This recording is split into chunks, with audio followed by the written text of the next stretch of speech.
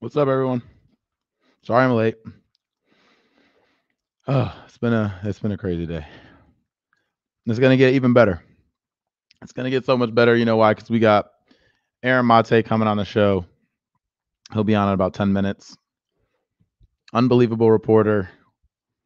Actually, reports the details out and doesn't just look at foreign policy through a lens of American exceptionalism and believe the lies. Actually, he exposes, which is why I love his work so much, is he actually exposes the lies. He exposes the lies of the military industrial complex, the mainstream media, et cetera, et cetera. So it's going to be a great conversation with him. What's up, Holly? What's up, Night of the Sun, bro? Malik, Death Leopards. What's up, everyone? Rabbi Red Eye, thanks so much for the super chat. Have you been watching March Madness? I have not actually. I have not been watching March Madness. I haven't watched college basketball in a long time, to be honest. I'm much more of an NBA guy. Is there a petition to get either Aaron Mate or Matt Taibbi on MSNBC's Morning Joe to debunk Russiagate? Yeah, I I doubt you'll see them on that channel because then they'll lose their advertisers. They'll lose their revenue stream, and everyone making millions of dollars over there. I don't think they want to do that. So I doubt you'll see an actual truth teller, especially when it comes to foreign policy on MSNBC. Tony DeMio, thanks so much for the super chat. Lee Camp is live right now, but I'm choosing Justin Jackson because you do a phenomenal show. Thank you. I appreciate that. I was just on Lee Camp's show. Lee is a great show. I'm gonna have to have him on here. But I appreciate that. I appreciate that. Go on seeking derangements with permission. What's seeking derangements? I don't know what that is. Great show with Jimmy yesterday. Yeah. The show with Jimmy yesterday was fun.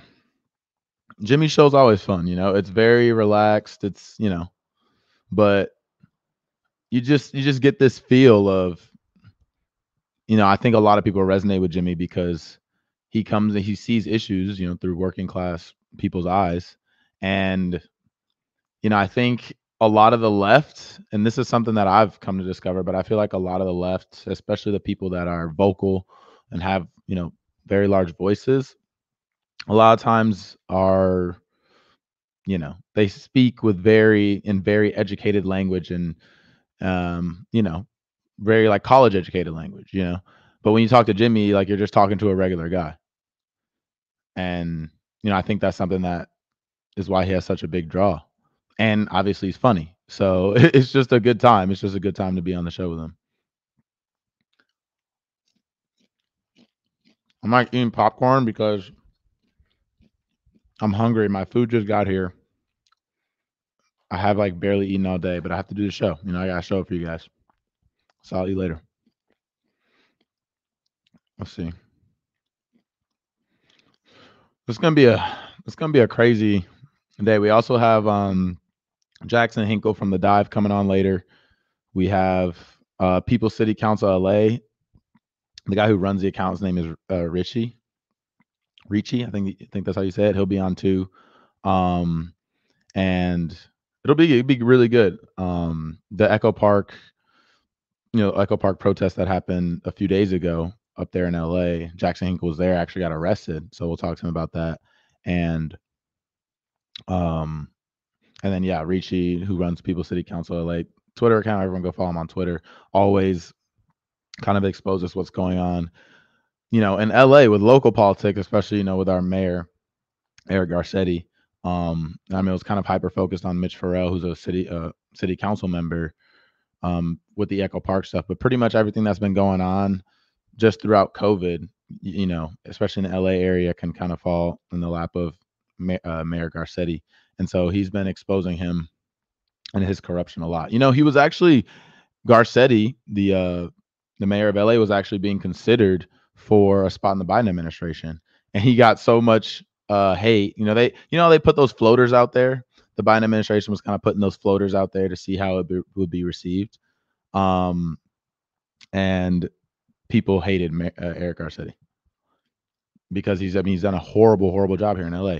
And local politics, like I don't, people don't really pay attention to local politics as much, but being in LA, I've just seen like how much local politics can really affect, how much of an effect it can have on people's everyday lives. it's not as like these big ticket issues, but it's a lot of stuff locally that is very impactful.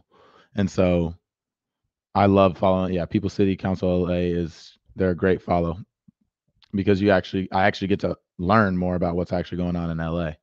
And it's, oh man, it's so LA, I think there's like one or two progressives on the city council in LA. It's like all neoliberals. All neoliberals.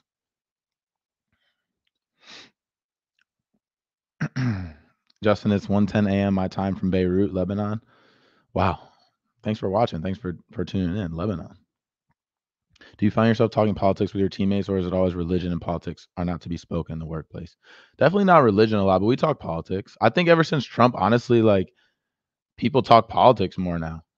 Ever since Trump, and it's kind of wild, but we definitely talked a little bit about politics, and it was tough last year though, because we had COVID, so we couldn't really be in the locker room as much, but we definitely talked politics, and I think people are starting to talk about it more and feel more comfortable talking about it. Hey Justin, check out Second Thought. Yeah, I follow Second Thought. Great videos on YouTube. Everyone go check out Second Thought. He has more like very informational and educational videos about like large scale topics like the policing or the prison system in the United States, or socialism. Like, are you a socialist? Stuff like that. It's good. It's definitely good. I love how you explained that on Chapo before. I'm not sure what you're referencing. God, I want to go back on the Chapo. I really the Chapo guys, they're really cool, and obviously Virgil Texas is on Bad Faith now, but I've always really liked the Chapo's guys. Yep, talk politics a lot, especially when dating and meeting new people. Yeah, I don't know how I don't know how you could date someone or marry someone who is like of a different political background. Like that, and then I'm guessing those people just don't talk about it, right? Don't talk about it because then they might get into it over it. But it's like, well, how are you not talking about it? Like, that's a huge thing that you're just gonna like not talk about that ever. And then I feel like that's gonna create some type of rift between y'all. So yeah, I don't know how that, like, I'm glad people talk about that now, but I don't know how in the past like that's been a thing. I mean, I guess Democrats and Republicans in reality, like ideology wise in this country, really not that not that different.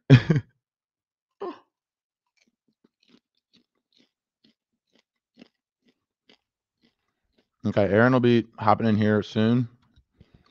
If y'all want me to ask him certain questions, it'll probably have to be a super chat. Just letting y'all know that now, because I don't know if I'm going to be able to keep up with the chat. I've never really had a guest. He might be my first guest. Is he?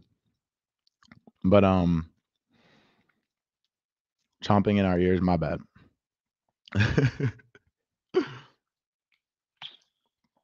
But I was friends with a hardcore Republicans, basically as brainwashed as liberals. Yeah, unapologetic. I mean, that both sides are just super brainwashed. It's wild to me, like young people my age, especially who I like knew from college, who are conservative. Just I don't know. I just feel like there's people our age are so progressive, or definitely Gen Z. Gen Z people are very radically progressive, but I think millennial, we're kind of in like that in between where we have that progressive or very progressive. Oh, Brianna Joy Gray, right? That was my first guest, but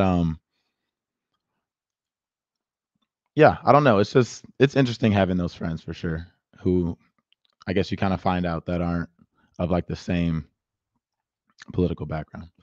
Okay, so I'm super excited to introduce our first guest today, Aaron Maté. Let's bring him on. Aaron, what's up? Hey, Justin, how you doing? Good. How are you? Thanks for coming. Can you hear me okay? Yeah, yeah, your sound is Okay, perfect. great. Yeah, I've obviously seen you on Jimmy's show a lot, but I'm very excited to actually have you on my show. I know you have your own show, Pushback on the Gray Zone. How's that been? What have you guys been covering lately? Well, listen, first of all, it's great to be here, and I'm a big fan of yours too. And congratulations Thank you. on this show. I've been watching you, and after football, if you want it, I'm not sure if you'd want this kind of life, but if you want a life in punditry, I think you'd be a much needed voice. I mean, my partner and I watch you whenever we can, and Thank you. You can distill all these really important topics so effectively, and we need that on the progressive side because we're few and far between. So Yeah, I don't know, it's something to consider. yeah, thank you. Appreciate that, man. Yeah. What have I been covering? I try to cover foreign policy because it's my main area of interest. And what the U.S. does around the world has such a major impact on people's lives. It's not just by waging wars like traditional bombing campaigns, but also with sanctions. Like the fact that the U.S. basically controls the global financial system. We can kill people with a stroke of a pen, or keep them alive. So we try to cover that and fill what we see at the Gray Zone as a really big void right now in progressive media that has gotten worse over the last 4 years, where with Russiagate, the Democratic Party has moved even more to the right. The space to challenge foreign policy orthodoxies has gotten even more constrained. So some outlets that used to challenge power are now parroting it when it comes to certain areas of the world. So that's the kind of void we try to fill at the Gray Zone. And that's what I try to do. And I try to bring on as many people as I can who I can, question skeptically and have a substantive discussion with, because that's also lacking in media, where it's a lot of people, especially on corporate media. It's like if you bring on someone who's repeating the official line, they're on there to cheerlead it and promote it, not there to challenge it. So we try to fill that void at the Gray Zone. Yeah, and I mean, obviously, y'all do a great job. I know I go to the Gray Zone all the time because, like you said, you're covering things that other people are starting, even on the left, are starting not to cover as much. And obviously, like you said, Russiagate was kind of the first time I think we saw people on the left kind of parroting mainstream narratives, right? Actually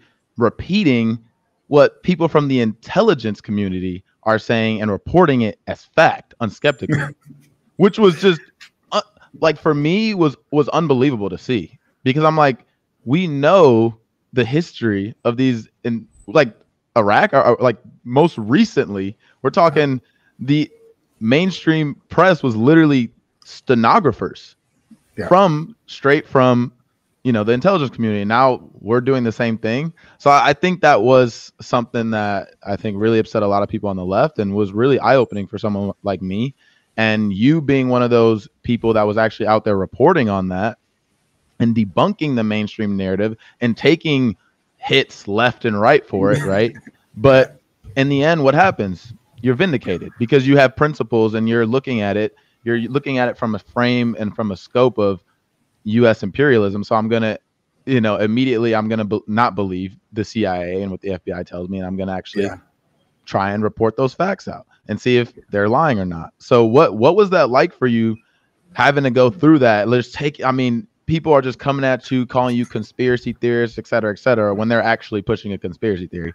What was that like for you, reporting through that situation? Then obviously after that, feeling vindicated once, the Mueller report came out, even though they didn't apologize about anything and actually kept parroting it. Like, how did you feel during that time? Well, there were some difficulties where I knew I was like permanently foreclosing certain career opportunities. And, I lost a couple of people I was friendly with in media spaces because they thought that this was the thing that was going to bring down Trump. And here I was countering that. And so how could I do that? How could I be so sacrilegious? But of course, one of my points was that this whole thing was nothing but a gift to Trump.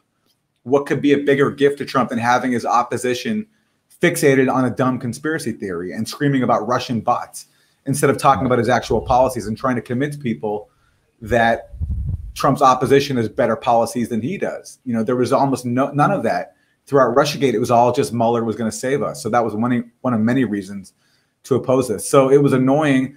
It also was enjoyable because I could see, because like I had the time, it's my job. It's my job to actually look at the evidence, go through all these court documents that are coming out that mainstream journalists are taking and completely spinning to sell to the public this idea that there's something there to this Russia conspiracy theory that they've been fed every day. But meanwhile, I saw the fine print. I had the time to read it, and it's my job to do these things. So I could see that there was nothing there. So there was a certain glee, honestly, to me in knowing that this thing would eventually collapse, and knowing how humiliating it would be for everyone who was telling me that my career was over because I was challenging it. So it was at a certain point, after some initial difficulties and some feelings of isolation, whatever, it got actually kind of fun. And it's fun being sort of like one of a small little circle of people, you know, like Glenn Greenwald and Maté, Max Blumenthal, Michael Tracy, others who are willing to take all the heat. It was fun, actually. And and the sad part is I don't think enough people have learned the lessons from what a catastrophe it was. Like there hasn't been enough reflection on the fact that we let the neoliberals get away with losing to a clown in 2016 who pretended to be a working class champion. And so the way that they could avoid becoming a genuine pro-working class alternative was to conjure this whole Russia thing and voice it on the public and avoid any self-reflection. And we haven't, you know, talked about the fact that, look, there were bigger protests under Trump to save Jeff Sessions' job than there were to protest Trump's tax heist or to save the Iran nuclear deal. You know what I mean? That's what liberal America became. And there has not been a reckoning with that. All of the guilty parties have refused to admit defeat. Just yesterday on MSNBC, Joe Scarborough was saying that MSNBC was vindicated for all of its so-called Russiagate reporting. And those of us who had raised doubts were fools and useful idiots. So, you know, that level of awareness hasn't pierced the mainstream. But on the plus side, I think on the left, at least some people who were duped by it at first are not duped by it now. Yeah. And I want to talk about the fallout from Russiagate, because I think a lot of, you know, I was following it, you know, following your reporting, particularly when you were on Jimmy's show. And I saw, you know, the kind of progression of the Russiagate scandal 2-3 years. And what it did do, like you were saying, is it let the Democrats get away with losing from pretty much from someone who was campaigning on a lot of issues that mattered to Rust Belt voters to their left, right? And so then what do you get after that? You get Russiagate for 2-3 years. You get them being excused from that. And then what do you get 4 years later? You get someone like Joe Biden, who is actually arguably to the right of Hillary Clinton. Right. But something like that, if you're going to let that percolate, you know, and actually, you know, I think it almost infested the, you know, everything in American society. Right. And now we have a world where we have Joe Biden as president who just bombed Syria. I mean, it took him less days than Trump to bomb Syria, right? And we're going to talk about that next. But how, you know, what should we on the left take from Russiagate as a lesson to make sure that in the future, at least on the left, you know, if we're actually talking about what we can control, and that's the left, especially messaging wise, like what should we learn from Russiagate moving forward? Well, we have to be mindful about not getting duped by superficially appealing narratives and instead thinking critically and looking skeptically at what the actual facts are. And media-wise, we also have to, I mean, this applies especially for lefties who are in media. We have to not be careerists and not opportunistic, because it was very easy for big lefty outlets to just buy into all this because everyone else was doing it. And because it was presented to us, this whole Russiagate thing was presented to us as the answer to Donald J. Trump. It was actually the explanation for Donald J. Trump, not the fact that Trump was able to exploit a dysfunctional political system that is so decrepit and corrupt that a clown like him was able to pretend to be a working class champion. And he was convincing enough in the face of the alternative, which is Hillary Clinton, who is a neoliberal. So we have to learn that like, even though this was superficially appealing on the surface, that this was presented as the answer to Trump, that it wasn't the answer. In fact, what it was a way for the neoliberal wing to protect their own power and privilege, because for them to learn the lessons of 2016 and to present a real alternative to Trump would be to present an actual anti-establishment message, to actually present a platform that drains the swamp, as opposed to Trump's just claiming that he would. But Democrats were held in such low esteem by working class voters in the key states that they were willing to go with him instead of neoliberals and progressives, unfortunately, because I think they were so maybe traumatized by the reality of Trump's victory. I mean, it was scary. I mean, it was a dark couple of months after he was elected. It was hard. And so immediately we're presented with this explanation. Oh, it was all Russia's fault. So, okay, then once we get to the bottom of this, once Mueller does his job, then it's all going to go away. But it was a magic bean. It was bullshit. And it was intended, specifically designed, so that neoliberals had to do nothing to change themselves, so that they'd be in a position to keep running the party in 2020. And just to make sure that prevailed, when Bernie Sanders was surging in the early stages of the primary, what did they do? They Russiagated Bernie. Russiagated him. On the eve of the Nevada caucus, all of a sudden we got this leak saying that Russia was trying to help Bernie win.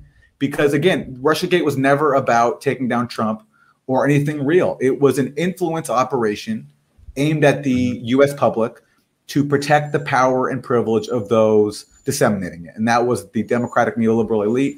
That was a national security state who didn't like Trump for their own reasons. They didn't like that he's a clown and he puts an ugly, face on the U.S. empire, and he actually exposes it for what it is. And the media as well also didn't want to take responsibility for its own role in fomenting Trump's rise, giving him all that free airtime. So it was a perfect convergence of privilege interest. And that's why we had it. And that's why or at least that's partly why Joe Biden was able to prevail, because Democrats avoided all the criticism by using Russiagate as a shield. Yeah, no doubt. And as you say, like now we have President Joe Biden, who, was a part of the original, Syria invasion. And I want to talk to you about that because, you allow someone like Joe Biden to walk in there, someone who is a conservative, who is a right winger, especially when it comes to foreign policy, which I know, you've been keeping up and reporting on that. So I want to ask you about Syria specifically. Joe Biden just bombed Syria, I don't know, a week or two ago, and bombed the Popular Mobilization Front, I believe, which was the same the leader who Trump bombed and killed, Soleimani, back in 2018, 2019. So can you just kind of inform us? Because I know this is like you said, an area where most Americans are not informed at all. It's not even that they're misinformed. They're just uninformed because the mainstream news just covers it never covers it. So what, for people who don't really know much about Syria, how did the U.S. get involved in Syria? How did the Syrian civil war kind of start? And let's just start there. So aside from the Iraq war, Syria is the biggest U.S. national security state scandal of this century by far. The U.S. and its allies have spent billions of dollars on a dirty war that have helped destroy the country that went on for 10 years. And it's still, the main fighting is over, but the war on the Syrian people is continuing now via sanctions that the U.S. is imposing. So basically, and the 10th anniversary is this month, but it's just to try to briefly summarize. So 10 years ago, you have in Syria, amidst the Arab Spring, you have protests break out, and you have protesters who are chanting for reforms. They want more democracy. They want more political pluralism because it's a one-party dictatorship. They want the release of political prisoners. Fair enough. And those protests are repressed. The problem is, though, at the same time, you have sectarian elements inside Syria who don't care about democracy, don't care about reform. They actually want to rule Syria, and they are backed by some of the worst states in the world, Saudi Arabia, Qatar, Turkey, and they are sectarian. They have a strict interpretation of Sunni Islam, and they're chanting things like Christians to Beirut, Alawites to the grave. And so there's a violent sectarian element to these protests that are going on in Syria, and it leads to violence. There are Syrian forces that are killed in the very early months. So what you have propaganda-wise is a conflation of two things. There were pro-democracy protests that were brutally repressed by the Assad government, but you also have at the same time violent actions taking place and attacks on soldiers. And the Syrian response to that gets all kind of mixed up. And soon, very, very soon, you have Saudi Arabia, Turkey, Qatar, and the US pouring billions of dollars worth of weapons into the country. Turkey is letting tens of thousands of jihadists from all over the world who are coming to Syria, not to bring democracy, but to fight jihad across the border. And you have, predictably, a nightmare. And you have, there are some defections from the Syrian army over to the opposition side. But actually, by and large, the Syrian army stayed loyal, and you didn't have mass scale defections. And that's it's not difficult to see why, because the alternative to Assad, and I'm very grateful myself. I don't live under Assad. I'm not a fan of his. But the alternative was, power-wise, was sectarian jihadis who, if elected, or if they'd taken power, would have wiped out minorities. And what makes Syria unique is there has been a historic real respect for different religions. There's Druze, there's Christians, there's Alawites, there's Shia. And the U.S. was basically on the side of the sectarians that wanted to wipe all that out and wanted to impose very strict Sunni rule. So this turns into a 10-year dirty war where, as early as possibly October 2011, so a few months after these protests begin, the U.S. is helping to send weapons from Libya, from Benghazi, which is where the U.S. ambassador was killed. But really, he was there because Benghazi was being used as a CIA station, in part to help smuggle weapons to Syria. So you have as early as October 2011, so the first months of the whole thing, the U.S. being involved, or at least aware of efforts to smuggle weapons into Syria. And so predictably, you have a catastrophe. And so the result is hundreds of thousands of killed, millions displaced, and a country destroyed. And you have, and the U.S. was instrumental to this. In fact, it was U.S. anti-tank weapons that helped the Al-Qaeda franchise in Syria, al-Nusra. It helped them capture Idlib, a big province in Syria, which Al-Qaeda still occupies now. It's the last remaining non-government held area in Syria, aside from the 1/3 of the country, which the U.S. is now actually currently occupying. So anyway, even with the war over, Syria has retaken most of the country, but you have this Al-Qaeda stronghold, Idlib, which again, Al-Qaeda seized because of weapons from the U.S. Now, the U.S. didn't directly send these to Al-Qaeda, but they sent them to so-called moderate rebels, who then either gave them to Al-Qaeda, or Al-Qaeda just took them from them. It wasn't very hard. It wasn't very hard. And then you have the U.S. occupying 1/3 of the country. The U.S. controls Syria's major oil reserves, so Syria can't access its own oil. And this 1/3 also contains Syria's breadbasket. So Syria right now is starving. They're along bread lines, but they can't even access their own wheat. And meanwhile, the U.S. is also imposing what Patrick Coburn, the veteran journalist for The Independent, calls the cruelest sanctions in the world, where after we help destroy Syria, we are targeting anyone who tries to help them rebuild. So Syria can't rebuild. They can't even import toothpaste because toothpaste has been labeled, according to the U.S. decree, dual use.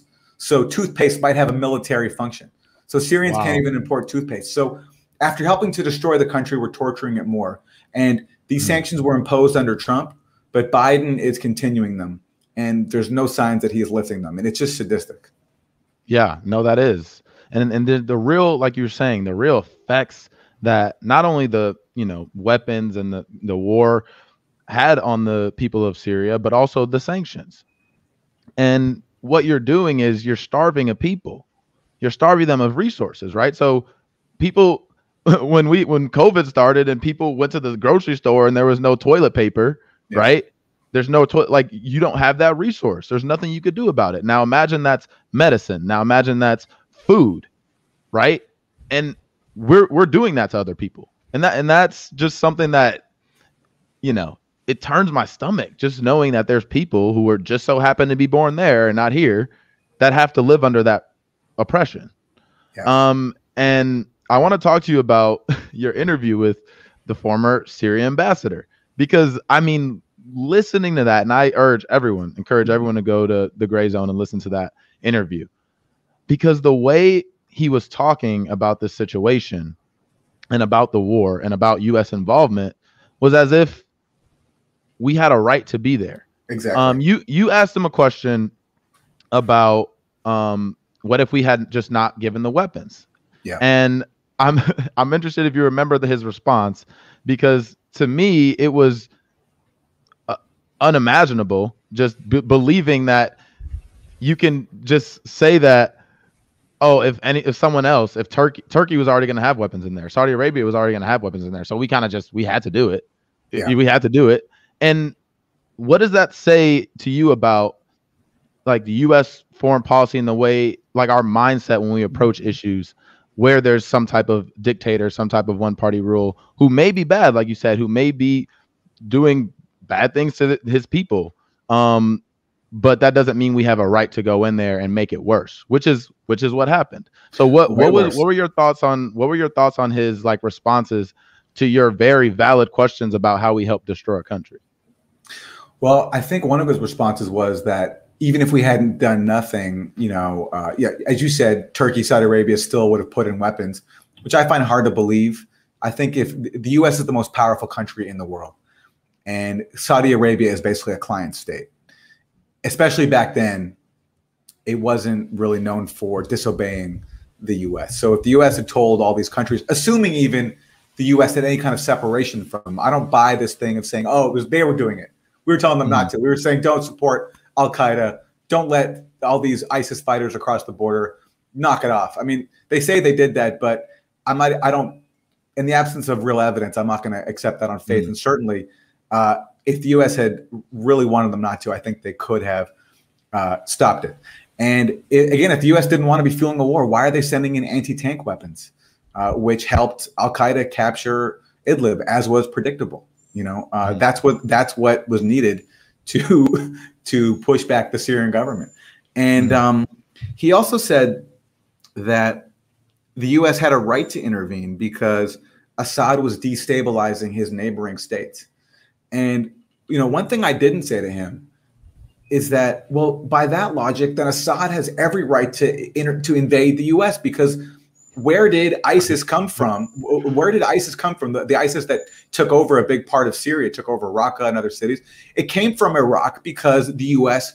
created it there. The U.S. invasion of Iraq basically led to ISIS's rise. So by that logic, then Assad should have been invading the U.S. back in 2003, and certainly been invading Iraq after that too.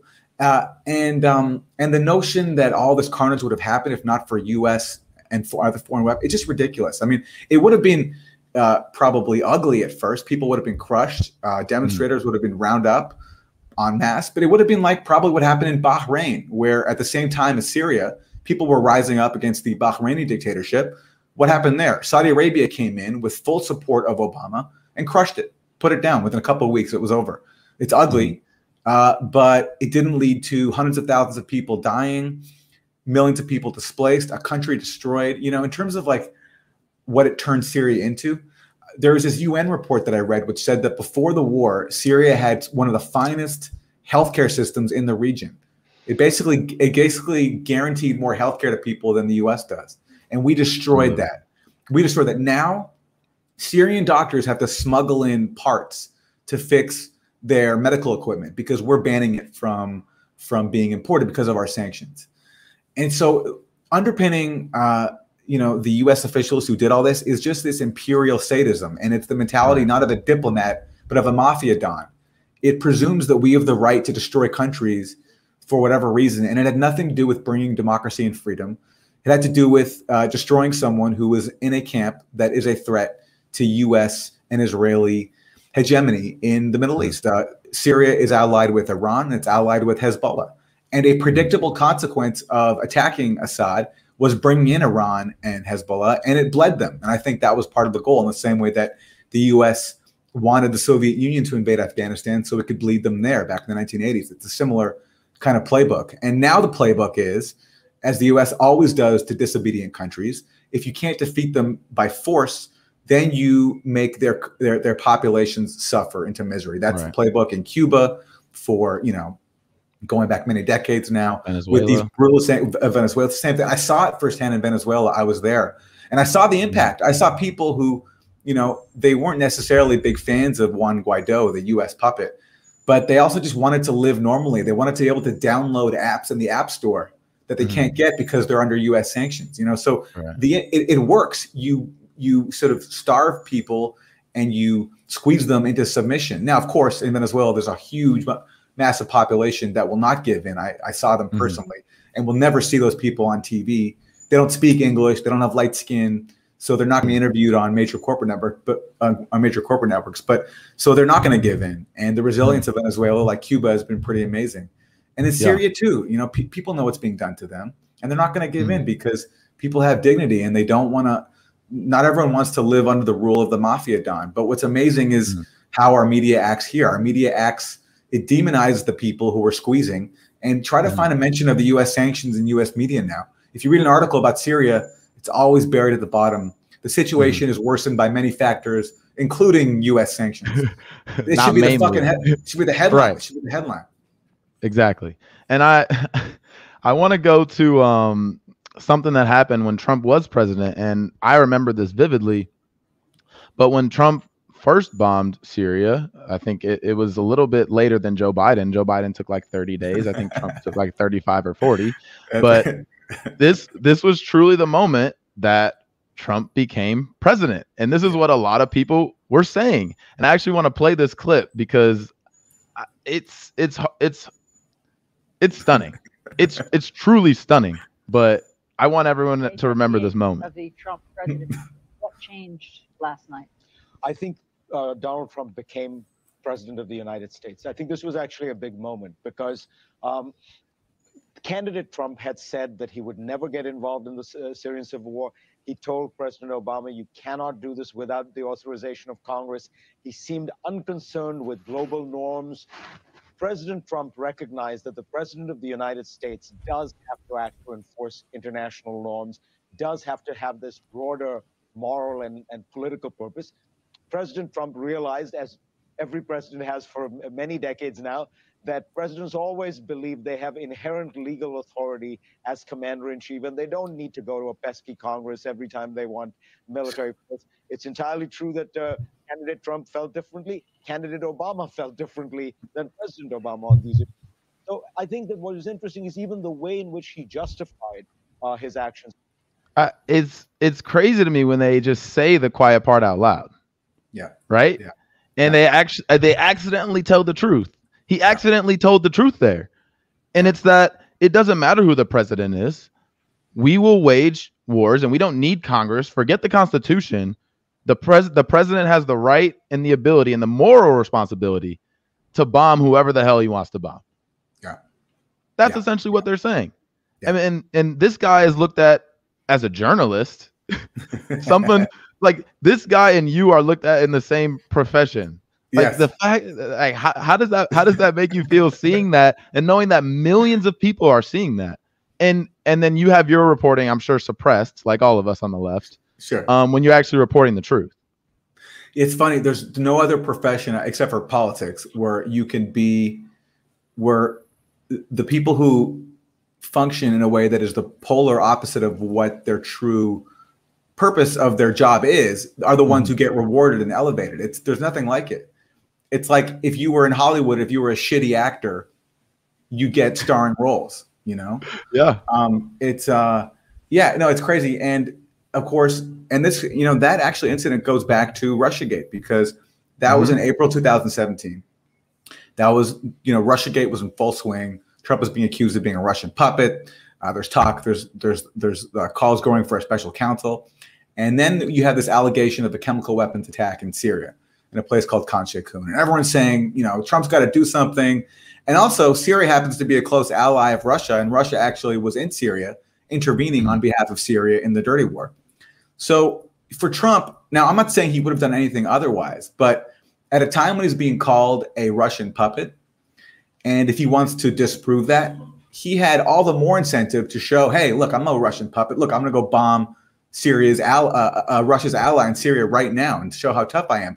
And when he did that, even his son, Eric Trump, he put out some tweet. He was like, see, my dad just bombed Syria. Like, this shows he's not a Russian. But so it's like, but of course, that wasn't good enough for anybody. And that was the one aspect of the Russiagate playbook, was that Trump's actual Russia policies were far more hawkish and dangerous and confrontational than Obama's. But everyone just ignored that. We didn't talk about Trump's actual Russia policies. We instead talked about Trump's fictional Russia ties. So that was very instructive. And, you know, that was when Brian Williams also had that clip where he's like, they're showing the bombs leaving the warship, and he's talking about the beauty of our bombs. That's what our media is. It's cheerleaders for war, and no one asking any critical questions. And that continues. And, you know, on the issue of chemical weapons, it's interesting because at the time, I mean, just even if you ignore all the available evidence, the logic of Assad doing a chemical weapons attack, when Trump has said and Obama said that was the red line, it never made any sense. And there's been subsequent reporting by Seymour Hersh and others that have cast major doubt on the allegation. But fast forward a year later to another Trump airstrike over a chemical weapons attack, in a town called Duma, and now we have what has become a major scandal that I've covered. And now it's not even a question. Yeah, let's talk about that, because at the time, you know, there was, I guess, so this, what I just showed was a year before that attack, is what you're saying? Yeah. Okay. Yeah. So this was the second attack that Trump did on Syria, and it was over, you know, they were showing it on CNN, showing it on MSNBC, these pictures of these kids looking like they just, you know, got attacked by something. You know, we don't really know. We know what they're telling us. And what they were saying was it was a sarin gas attack, which is, you know, a war crime. And like you were saying, at the time, it didn't really make much sense because Assad was winning the war. And was kind of what we were putting at as our red line. If he does that, then we're definitely going to strike and attack. So while the mainstream news was kind of parroting that garbage, what were you reporting out on the ground at the time before the OPCW whistleblowers came out? What were you reporting at the time of that attack? Well, you know what? This is where this speaks to the power of manufacturing consent and media propaganda. Because actually, at the time, I remember I did nothing on this. I did nothing because a year before, with Khan Sheikhoun, the one with the clip that Fareed Zakaria was commenting on, I interviewed Seymour. I interviewed Seymour Hersh at the outlet I was working at the time, called The Real News, and we got, whenever you question chemical weapons allegations, because they're so central to the Syria dirty war narrative, because these allegations help justify the dirty war. They help justify pouring billions of dollars worth of weapons into a country, imposing sanctions, occupation, because the argument is, look, this dictator is so sadistic. He's using chemical weapons against his own people. So these narratives are so foundational. So when you challenge them, you get so much pushback. So I remember the outlet I worked at, The Real News, we got so much anger, even though I'm speaking to one of the greatest journalists of all time, Sy Hersh. He's a legend, and he had, you know, sources and documents, and it was a well reported story. But so when Duma happened, actually at the time, the outlet I was working at just didn't want to do it. They didn't want to do it, so we just left it alone. I remember I felt bad about it, but we left it alone. And like you said, that shows the strength of the mainstream media narrative. Yes. Now, but who didn't leave it alone is James Dorr, and Jimmy. And this speaks to how somebody who's not even a journalist has more freedom to do journalism. Jimmy did do a segment asking all the right questions about Duma in April 2018 and the basis for another U.S.-led military strike. And later on, when we got these leaks from the OPCW, Jimmy was totally vindicated. Yeah. I mean, now that I have my own show, I'm like, I understand how much courage that really does take to buck the mainstream narrative. Yeah. I remember watching that segment and seeing, I think it was the CNN reporter that was like sniffing the sarin gas backpack. Yeah. And it's like, well, yeah, it kind of has a point. Like that does look a little fishy. Yeah. And then obviously, yeah. So as far as the OPCW whistleblowers, if my audience is not informed on that, can you kind of just run us through what happened in that situation? So this, in my opinion, is one of the biggest global scandals in the world today. And another scandal is the fact that it gets almost no media attention in the U.S. So you have April 2018, Syria is accused of this chemical attack. Trump immediately bombs Syria once again. And again, it comes under these weird circumstances where Assad has no reason at all to use chemical weapons. He's about to retake this town called Douma, which is controlled by this fanatic extremist militia called Jaish al-Islam, which is funded by Saudi Arabia. Not a great bunch of people. Our ally, by the way. Our ally, our closest ally. They've been shelling Damascus, but basically they're over. Like, you know, they had lost and they were about to leave. And in fact, there were negotiations already to bus out the fighters to Idlib, the only province where these Contras are allowed to go now. That's where they basically go now under these deals that reach ceasefire. So there was already talks about bringing them out. So all of a sudden, then you get this allegation of a Assad chemical attack. We get horrible videos, and these people were killed somehow. I don't know how, but they were killed in something horrific. And it could be sarin. There's people are foaming at the mouth, and there's also video of a hospital scene. But there's videos of dozens of bodies inside a building. So Trump bombed Syria within a couple of days.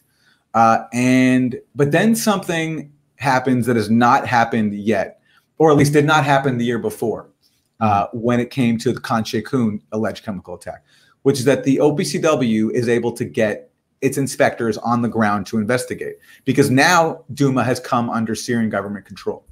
Okay. So the investigators go in, and that's important because it's the first time investigators can see actually for themselves what the evidence is, and actually go to the just scene. Take it at the word of whoever's pushing it. Which is very important, because if the so-called rebels are controlling the territory where these incidents happen, then they control the entire chain of evidence that gets submitted. So you can't trust. And there are many more reasons why we shouldn't trust it, but that's another story. But so the OPCW gets in, they do an investigation. They put out this interim report that doesn't really reach a conclusion either way. It's sort of vague. But nearly a year later, in March of 2019, they reach a report, and it actually aligns with the US government's narrative. It says that there are reasonable grounds to believe that there was a chemical attack in Douma. They don't say it was sarin. They say that it was likely chlorine. And the inference of the report is that Syria was guilty, because the way the report is written, they don't directly accuse the Syrian government, but the way they write it, the message is clear that it was Syria that dropped these chlorine gas cylinders from the air, because there were gas cylinders found at the scene of these alleged attacks. Okay. So, all right. So, Trump claims vindication, seemingly end of story. But then we get a series of leaks from inside the OPCW that show that the actual inspectors who went to Syria and did the investigation reached a far different conclusion. They actually found no evidence of a chemical weapons attack.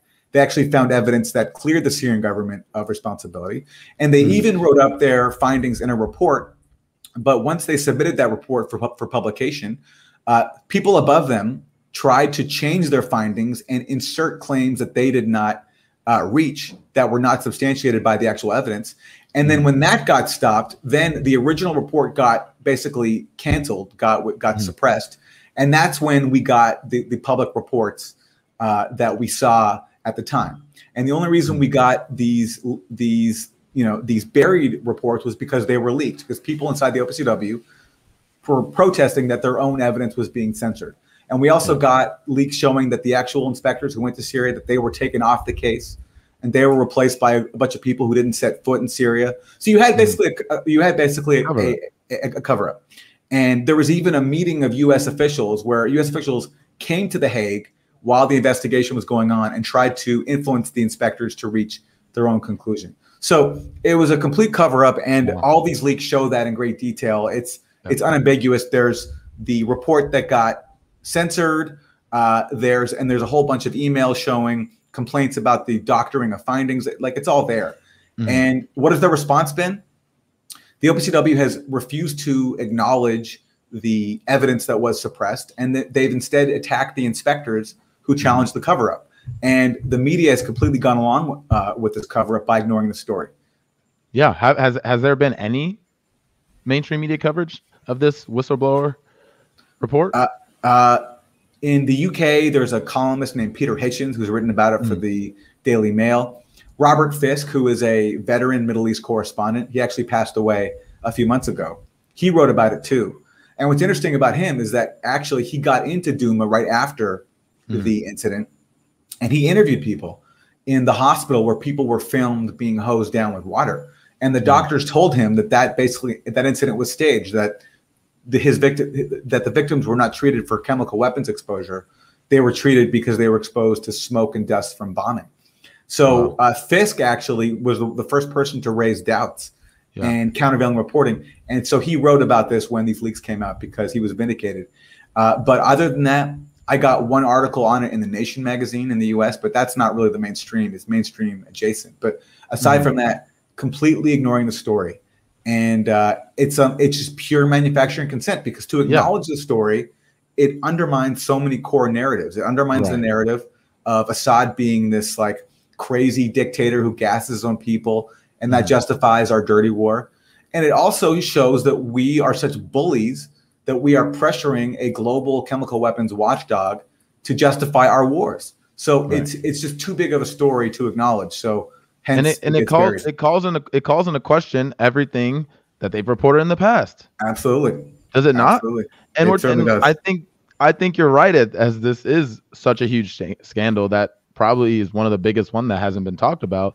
And it harkens me back to Bush 1 and the first Gulf War, right? The incubator babies type stuff.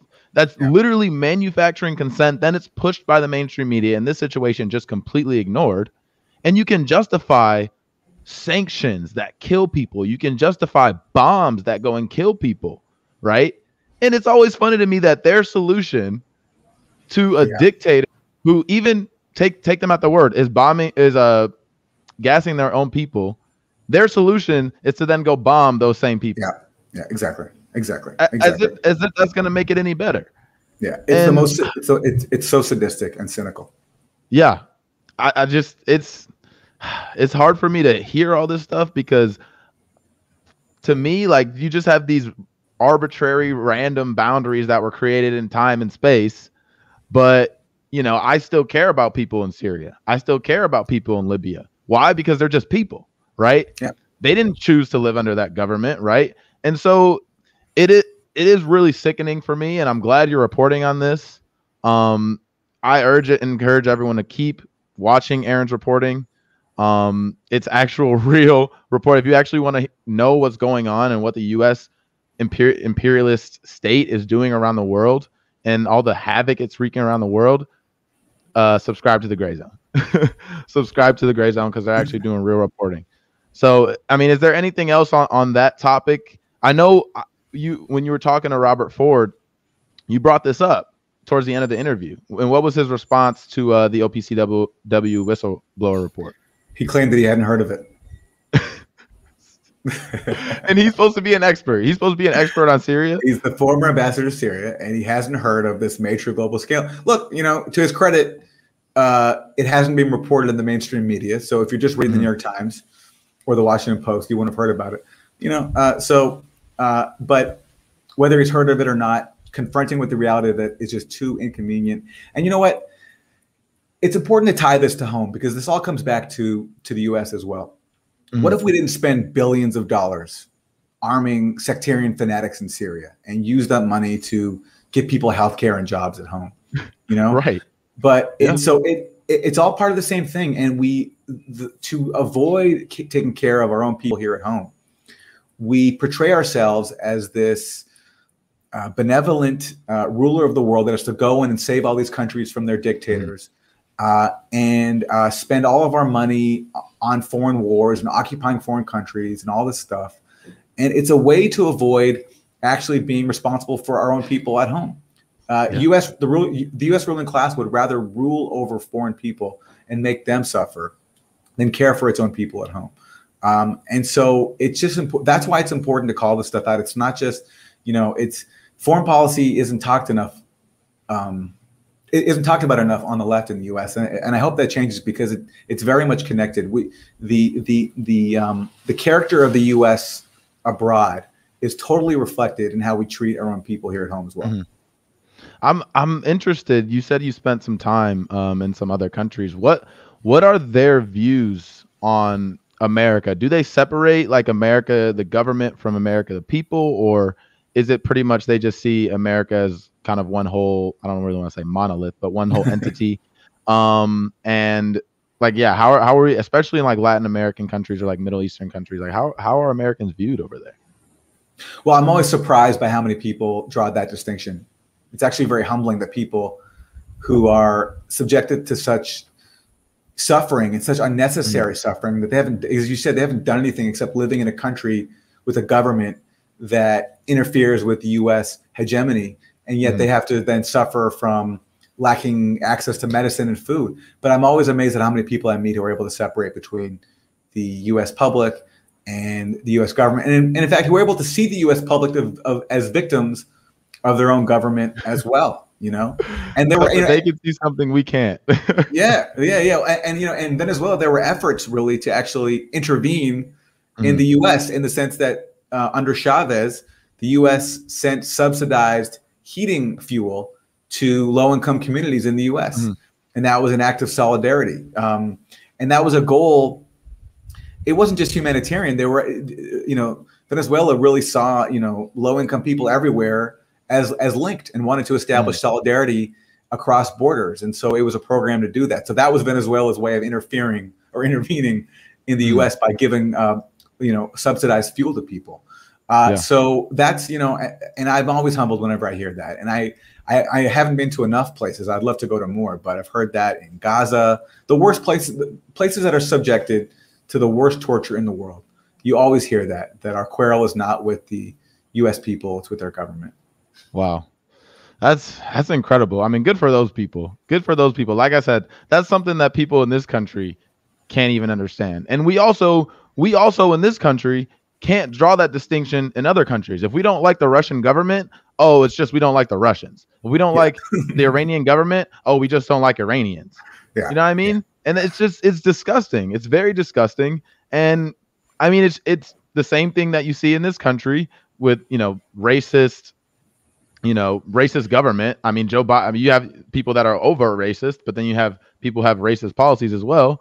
And then we spread that across the world. And then we wonder why there's so many people showing up at the border, but we don't want to ever talk about U.S. imperialism and Joe Biden supporting a coup in Honduras. And then you got Hondurans showing up at the border. Why? Because there's violence stricken all over their entire country, violence that we've supported. And then we're going to demonize them at the border too. Why are they here? Why are they trying to come into our country? They don't it's really fucking sick. And it makes me, I'm glad there's people like you. I'm glad there's people on the left that actually are fighting back against that, because this American exceptionalism that we have in this country, and what we subject other people to just because they live in a different geographical spot on this globe, is really disgusting. So I really appreciate you. I really appreciate all your work. Tell everyone where they can find you on YouTube and in print, I guess. TheGrayZone.com. That's where my show Pushback is, and my colleague Anya Parampil hosts a great show called Red Lines, and all of my colleagues reporting, Max Blumenthal and Ben Norton, they do so much important stuff constantly. It's all at TheGrayZone.com. Okay, everyone, go check out Aaron at the Gray Zone. Appreciate you coming on. Pushback with Aaron Maté. Thanks for you're like my second guest on the show. So hey, I'm honored, Justin. I'm honored. Thank you so much. Thanks for having me. Yeah. All right, Aaron. Take care. Peace. All right. There we go. Aaron Maté. Wow, great journalist, great reporter.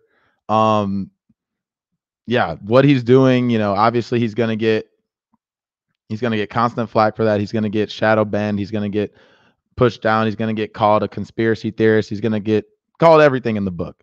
But he's actually informing us on what's really going on in this country. And, I know a lot of people are like me, where you care about people in this country, but you also care about people in other countries across borders that we've created ourselves. I care about the global population. So I'm really glad that, Aaron came on the show. And he's doing all that reporting, a lot of which I watch and read, so I can stay informed on just what this American empire is doing around the world. And so we can fight back against it. So appreciate Aaron for coming on. Let me catch up on some super chats, because I don't want to miss those. Let's see. Dark Nowitzki. I like that. Thanks for the super chat. As one of the few anti-imperialist news organizations, is there a game plan for when the intelligence community / big tech gets more serious about censorship / other measures? Big fan of both of y'all. Gets more serious about censorship / other measures. I mean, if you're asking, I think they're getting pretty serious about it right now. I know Richard Medhurst was reporting that Press TV just got removed from Facebook. I think they have like 4 million followers, and they just got removed from Facebook. So this is going to keep coming. You know, we've seen people getting demonetized. We've seen people's channels just completely getting banned. People losing their income from YouTube for 1 or 2 months. I mean, it's just unbelievable what the censorship that's going on. And it's being pushed by the Democratic Party. It's being pushed by the Democratic Party because it's a narrative that's convenient for them, you know, to squash any dissenting views. It's not just the right wingers. Obviously, you're seeing people on the left getting demonetized, people on the left getting censored.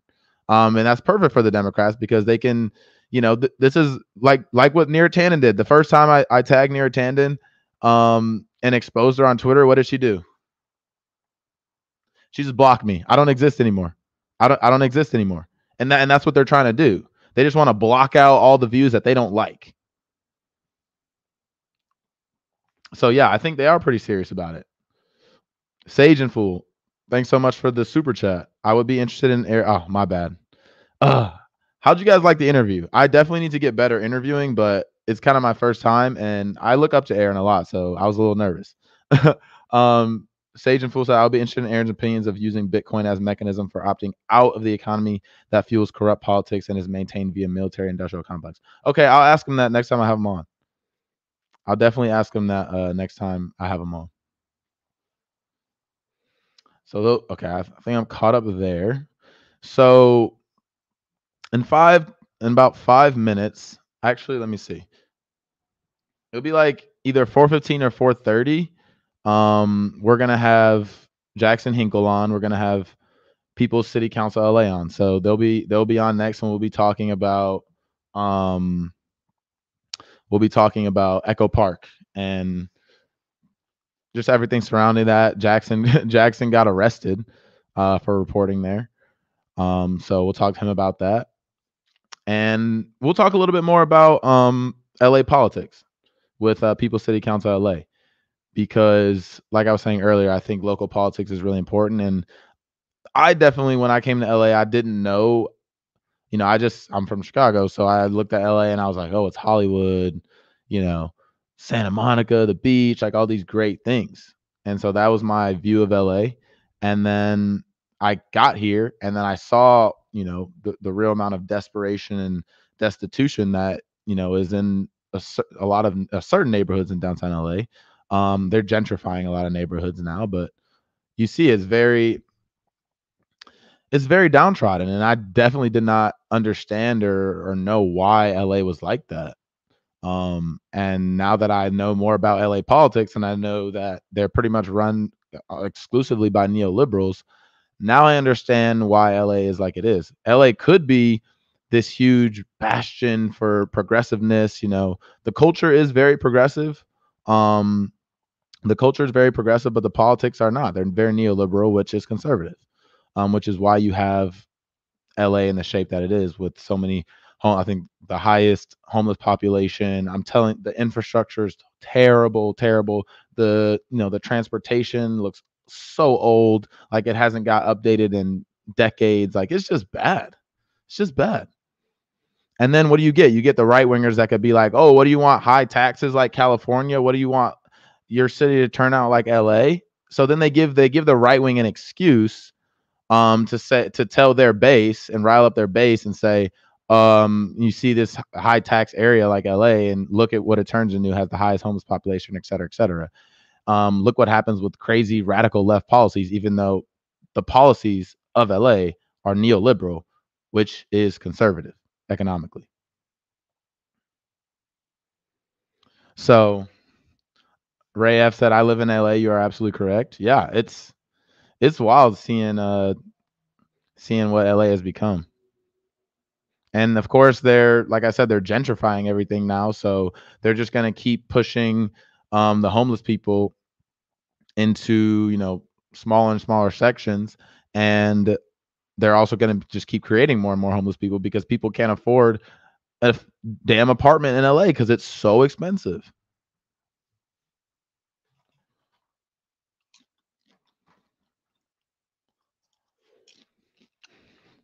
LA is shocking. I don't know how people go about their business here. It's tough walking around that, seeing all the misery and seeing just homeless people everywhere, and it's like pretty dirty, and it's crazy, especially the amount of taxes that you pay in California, the amount of taxes you pay in LA, but half the budget, half the discretionary spending, and we'll talk about this in our next interview, but half of it goes to the police.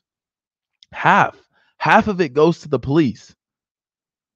So 50 cents of every dollar that the mayor can choose to spend on whatever he wants, he's decided to spend that on the police.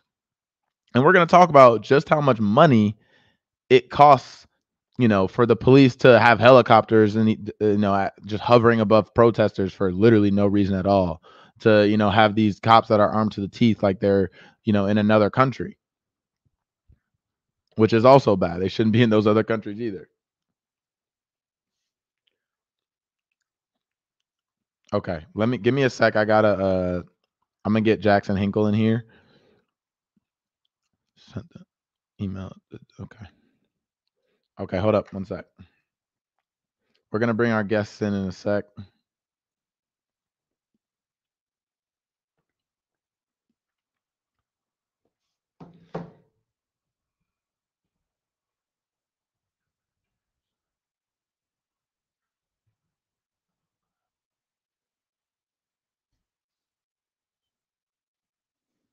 Okay, Jackson Hinkle will be here in a sec. New York PD budget is over $6 billion. Yeah, I think the LAPD budget is like $3 billion a year, per year. $3 billion. It always harkens me back to that Office episode, that surplus episode, where like they're explaining to Michael Scott what a surplus is, and they're like, we have to spend all this money, or next year they won't give us the same amount in the budget. So we have a surplus, so we have to spend this money before whatever date, by the end of the day. And that's exactly what the police do too. If you give them all that money, even if they don't need it, they're going to spend all of it. So you give them all that money next time. All right, let's bring our next guest in. Jackson Hinkle. Yo, how's it going? It's weird seeing your name next to mine because like we literally it's wild. Thanks for coming on. We just got done talking to Aaron Maté about Syria, and I know you've been covering that a lot. Yeah, I listened to the full conversation. That was really insightful. That dude, man, just talk about an actual reporter, like an actual journalist, Yeah. They're all, I mean, everyone at the Gray Zone, badasses, certified badasses. What, has any of the squad members tweeted about Syria yet?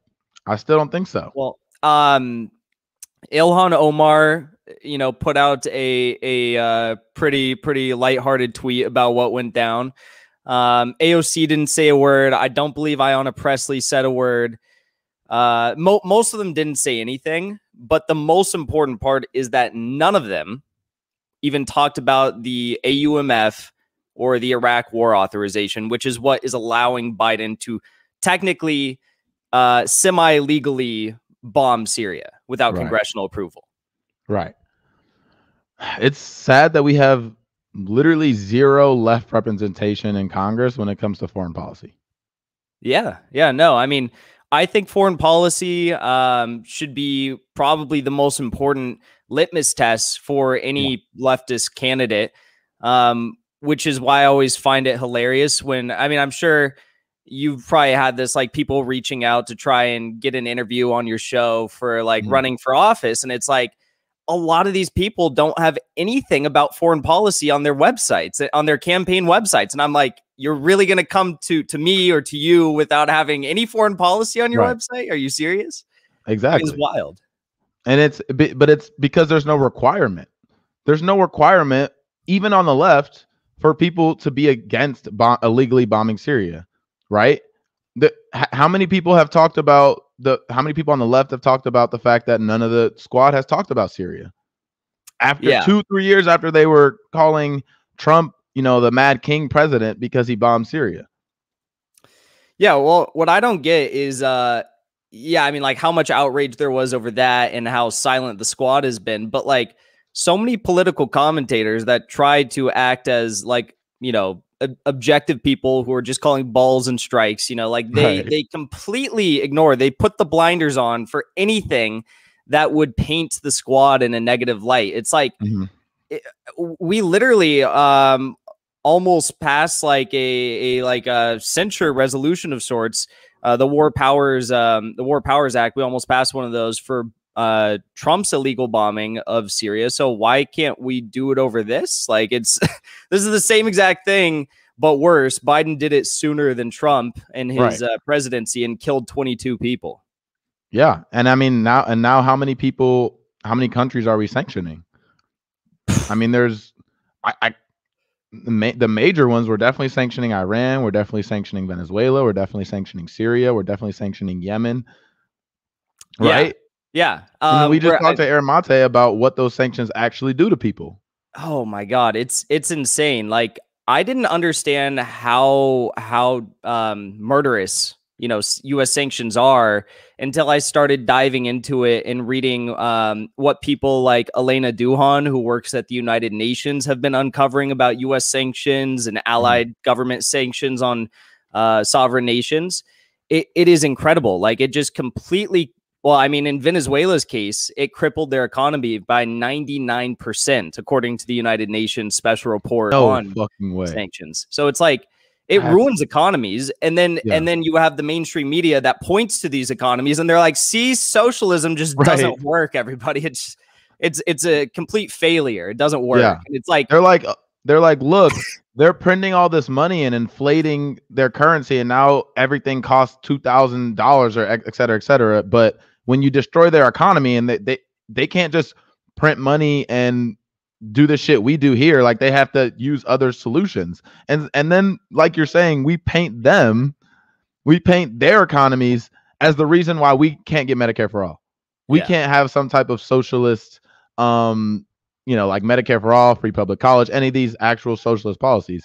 So the fact that people don't talk about it, like you were saying, it has real world ramifications right here at home, but it's the squad. So, we can't say anything about them. Can't say a word. Can't say it's a word. Bernie. We can't say anything about him.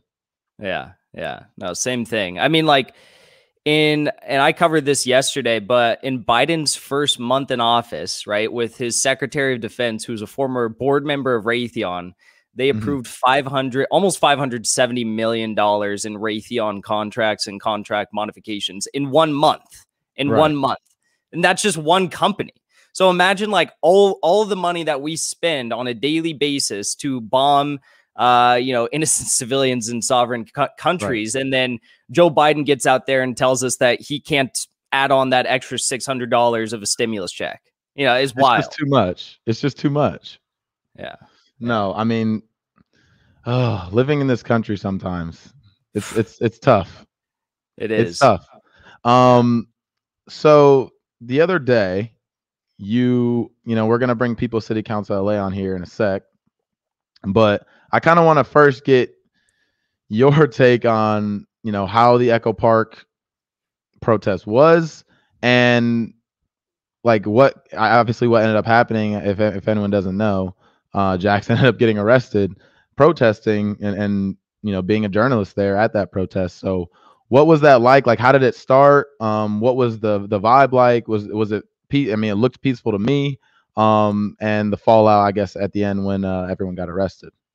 Yeah. So And also, I want to say a quick shout out to everyone in chat. We got a lot of the homies in chat right now, so thank you all for tuning in. But yeah, so basically, to paint the picture of what happened at Echo Park Lake, and I know Richie from People City Council LA is going to be talking about this as well. But basically, unhoused residents of Echo Park Lake had built an incredibly beautiful community in Echo Park. Right, it's this massive like park that surrounds a pretty big lake or like reservoir in Los Angeles.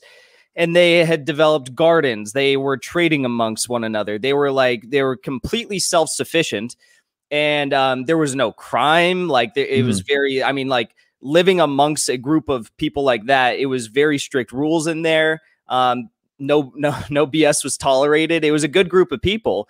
And the LA City Council member, Mitch O'Farrell, who represents Echo Park Lake, didn't enjoy the fact that there were so many unhoused people right there doing what they were doing, living their lives, living in poverty, thanks to the city of Los Angeles. Right. And came through and said, we are going to do basically a mass sweep of this. They labeled it as an encampment and said, we're not going to give you time to collect your belongings or anything like that. If you can't carry it on your back, we're going to take it, throw it out, and we're going to clear all your tents out, and we're going to remove you. And if you're lucky, maybe you'll get some temporary living situation in a motel that's in Downey, which is super far away. And what I think a lot of people forget is like a lot of the people that were living in Echo Park Lake and who are homeless all across the country, it's not like they're not working. They're working. Yeah. Some of them working 2-3 jobs. So how people don't understand that.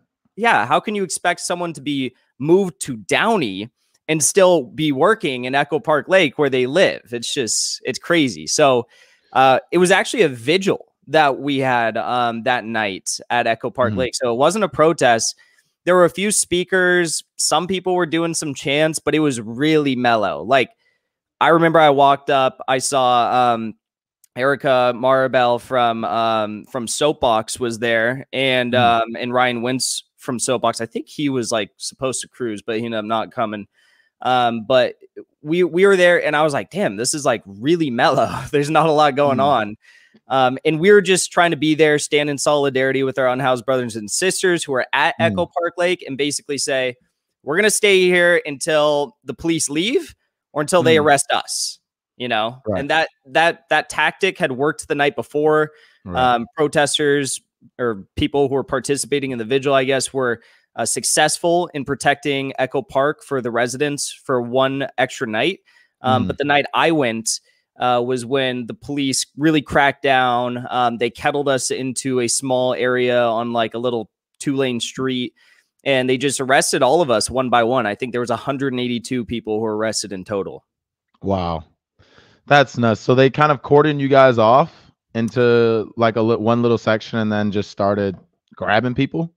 Yeah. So usually when you're at a demonstration like that, I don't know if you've like participated in something like this where the police are like going to make arrests, but usually what happens is like they'll give you 3 warnings before they start making arrests. And upon the 3rd warning, you can usually kind of skirt away if you're quick enough. So yeah. I kind of figured I'd be like, all right, I'm just gonna skirt out of here. Jet.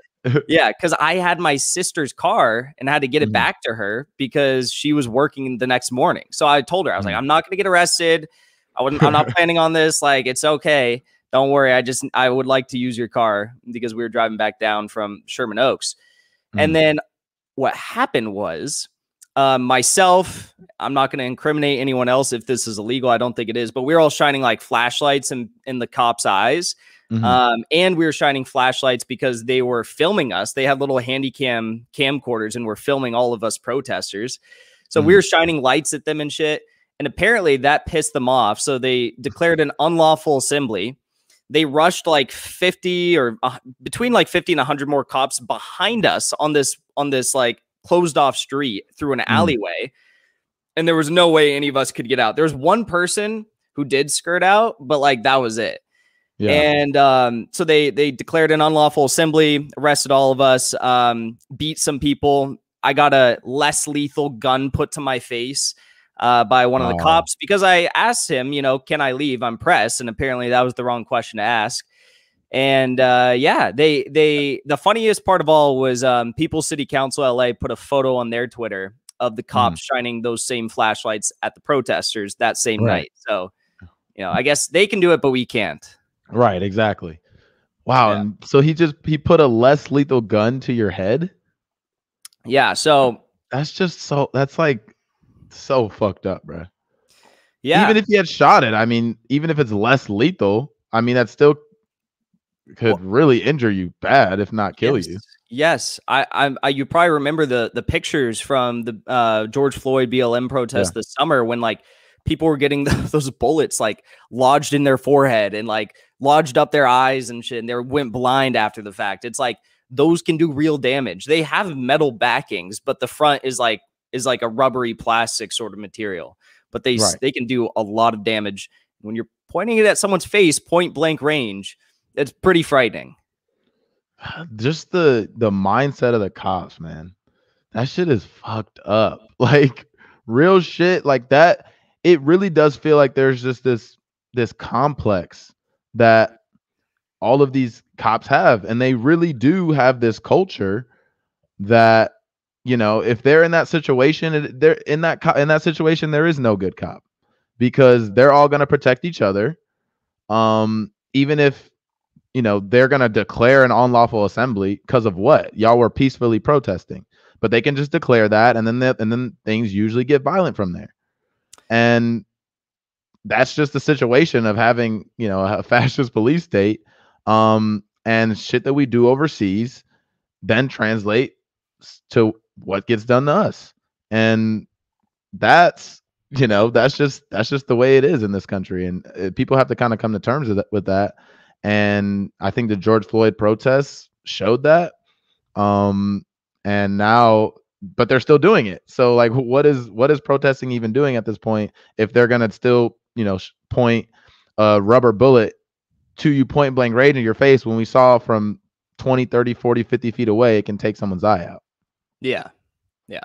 No, I mean, the funniest part of all about the protest too was that they had a bunch of rookie cops like dealing with all of us. And you can tell because they have like their little stripes on their arms, and none of them had stripes. So like usually supervisors, sergeants have like three stripes, you know. All the people that were like arresting us like had like one or no stripes, and they still had like creases on their uniforms and shit. Yeah. I saw 2 cops crying because it is pretty heavy to like be pointing guns at innocent protesters. Yeah. People who are participating in a vigil for unhoused people. Right. So 2 cops were crying. And it was just really bad. None of them knew how to fill out their paperwork. It took forever. They wouldn't let us sit when they arrested us. They wouldn't let us go to the bathroom. They wouldn't let us get water. It was a really like getting arrested is never a fun experience. But like it was just kind of pathetic at like knowing how much money we allocate to the police in Los Angeles, and like they can't even do this right. They can't even arrest us right. You know, they can't even fill out the damn paperwork. Like, oh yeah. God. All right, let's bring in Richie to the stream. Richie, what's up? Yo, what's going on? What's up? So Richie, introduce yourself if people don't know who you are, and talk about, I guess, People's City Council LA as well. For sure, yeah. So I'm Richie Janko. I'm with People's City Council. We are an activist group in Los Angeles. We started, last year, focusing on housing rights, and we grew into. Oh, let me take this. That doesn't need to be there. But we focus on racial justice, environmental justice. It's a good collaborative group of activists in LA, and one thing that we really got our name for is that we would show up to elected officials' houses, and we would protest outside of their house, and that's one thing that got really us in people's eyes and people's minds, and then eventually it turned into doing work with BLM and People's Budget LA. And since then, things have taken off. Okay. Let's bring in Ina as well. Now, Ina, I haven't met you either, so nice to meet you. Can you introduce yourself and what you do and how you're affiliated with People's City Council LA as well? Yeah, so my name's Ina. I use she, her pronouns. I'm from LA and I'm another organizer in People's City Council. We're pretty horizontally led, so we like to think kind of all of ourselves as both like kind of organizers and co-founders of, what has been a pretty new, but I think a pretty powerful organization. Nice. Awesome. Would either one of you want to kind of take on the question of the origins of Echo Park and how the unhoused kind of started congregating in that specific place? Ina, I think. Yeah, I can do it. So actually, Echo Park and Echo Park Lake is an interesting example because this is a neighborhood that struggled with gentrification and with disinvestment for a really long time. So even though we are talking about, Echo Park Lake and the displacement of the unhoused people who live there, this fits into a really long story of kind of, poor Black and brown people being pushed out of this neighborhood. But in terms of the encampment at the park growing larger, it really kind of began to grow in the last about year and a half, something like that, around when COVID started. A lot of folks, more folks became displaced or more folks heard about kind of a community growing at Echo Park Lake. And then when they started reaching bigger numbers, folks really worked together to kind of start building a community, start building, actual structures for the community to all share together, like a kitchen or bathrooms and things like that. And, it's really been in place for about a year or so since. Okay. So from kind of going off of that, how did y'all get involved with kind of the protests at Echo Park Lake? Like when did you guys know that the police and the governor, not the governor, sorry, the Mitch Farrell, the city council member, was planning on displacing the unhoused people at Echo Park Lake? We had an idea starting at the beginning of the week, and we were hearing rumors, but the city was being very vague, and Mitchell Farrell was being vague all week about it. And he even did a interview with Kate Cagle with Spectrum One News, where he was like, "Well, the public will know when the public knows." And the public will know when when the notice is up. And the only reason that we knew is because there's a journalist named Melissa Walker, and she tried to book a duck boat a reservation, and they wouldn't let her book the duck boat reservation during that time because the park was going to be closed. And then she called the park, and the park was like, "Oh yeah, no, of course the park is going to be closed." But Mitch hadn't confirmed that all week, and mind you, for weeks, months, years, they've been saying that they haven't been able to find the residents of Echo Park Lake shelter or at least transitional shelter, right? But now all of a sudden this week, every single resident there is able to find they have shelter, which is actually not true. Mitch keeps saying, all 200 people were put into hotels by Project Roomkey and the city. That's not true at all, because we have groups like Ground Game LA and Street Watch LA that work very closely with the residents at Echo Park Rise Up, and they took care of their needs. And so we started to, people started sending us pictures like, hey, like LAPD is staging near, their station park, which is right near Echo Park. And so I was like, oh, we need to like blast them. And so we put that out there.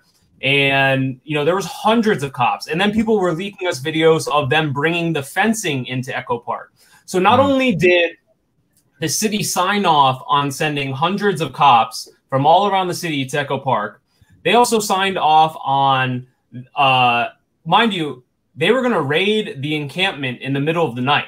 Like hundreds of cops. If we didn't show up, if housed people did not show up in solidarity with unhoused residents of Echo Park Lake, hundreds of cops would have fucking raided the encampment in the middle of the night and should destroy people's belongings and violently swept them. Like that should not be confused. If hundreds of activists did not step up and wall up the cops, they would have fucked up the entire community there. And this is after LAPD shot 6 people in 7 days. And so Mitchell Farrell knew when he ordered these violent fucking thugs to come down to Echo Park that we were all going to be in trouble. You know, it was a very, and Eno was there with me. You know, it was a very unsafe situation for all of us, wasn't it? Yeah. Yeah, absolutely. And I think we're seeing, you know, even more and more come out about, you know, how ruthless and how militarized the police are being under, you know, the order and the surveillance of Mitch O'Farrell, who requested this. You know, they were so determined to displace these unhoused people who were able to create, you know, a home out of what to a lot of us, you know, would seem like nothing. And they created this community, and he was so determined to get to them that he was, you know, willing to ask for force to be used on a crowd of hundreds of people, and even to just, you know, people who are walking by trying to get home. You know, we're seeing that too. People who were not, who didn't know what they were getting into, who, you know, weren't necessarily protesters, people who were assaulted by the police just for being in the area. Yeah. And I want to share this with everyone because, you know, something that people don't really realize is that homelessness is a policy choice. Homelessness is a policy choice. And Kenneth Mejia, who I think is running for is it the comptroller or whoever's in charge of control the money. And he said this, Echo Park Lake. No, this was the first night, I believe. This was the first night, not even the second night that you got arrested at, Jackson. I think it was the first night. And he said Echo Park Lake last night, around 400 LAPD officers were present for at least 8 hours. The average total pay for a full-time LAPD employee in 2020 was $135,000. Wow, they're not making anything close to minimum wage. Or $65 an hour, including overtime. Guess how much we paid them last night? $208,000. $208,000 for one night. Now we're talking about how many residents? They said like a little over 200 residents. Yep. That one night, what the LAPD used in money could have housed all those people probably for multiple years. One night. Imagine. Like, are there any is there any like city council members who are talking about just the wasteful spending that we have in the police department and fighting back against this, or is it just activists on the ground? I mean, I would Ina, say there. Sorry, Ina, go ahead. I was going to say, I think there definitely are some, but the profit interest is so huge and so entrenched at City Hall that, you know, within the system that we have right now, you know, it's just so highly profitable for the council to just keep giving LAPD just money on money on money because it gets them reelected. You know, it gets them those campaign donations from the LA Police Protective League, which is a massively, you know, wealthy union or police association. So, you know, even though sometimes we'll get folks in there who are going to be on our side and saying the right thing, it's really about, you know, this whole system, you know, at the very least at the municipal level, that is just going to reinforce, you know, giving money to cops who then like beat the shit out of unhoused people. Yeah. I mean, Jackson, you were, you know, up close and personal with these cops. Like, how armed are they to the T? Like, how much money is probably on each cop just at the protest? Before Jackson answers, Jackson was standing next to me for a variety of the night, and Jackson got a live look of what armed LAPD in surveillance looks like. Yes. Yeah. Yeah. So it's exactly what you were saying. Like these people are armed to the teeth, right? Like full riot gear for a peaceful vigil. It's insane. They had, as I described earlier, less lethal guns pointed at our faces. And they were also filming us with handy cams. They were, you know, shining the lights in our eyes, doing all that stuff.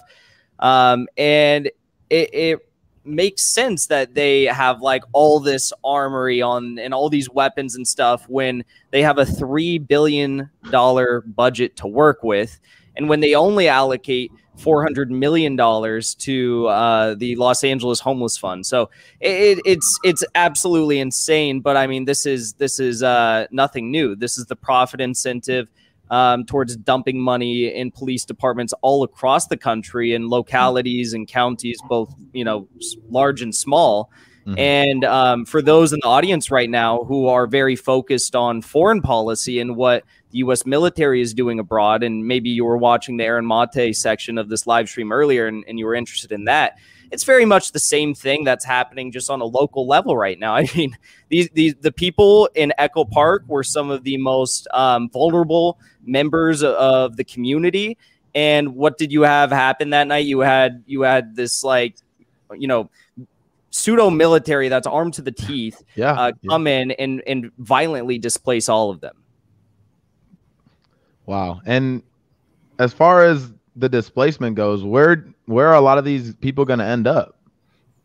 Like, are there actually going to be a certain amount that are going to get into hotels and get into actual housing? Or are most of them just going to be displaced to another part of the city?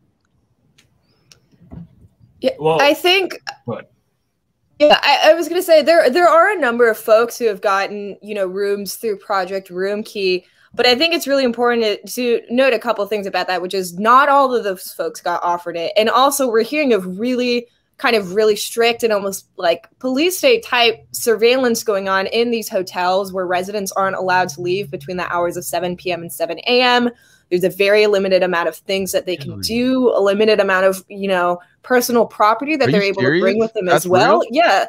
Yeah. So, and then there are also these kinds of bridge housing shelters where you're not even guaranteed a private room, and for folks who had been living at the lake for over a year, who had their own space to themselves, had a community that they relied on, had their own freedom to come and go as they deserve to, as human beings. It's really hard. So not only were folks not all universally offered this shelter, but the shelter is really not a great thing to be had. And it's also not a guarantee that they could even have it for longer than a couple weeks.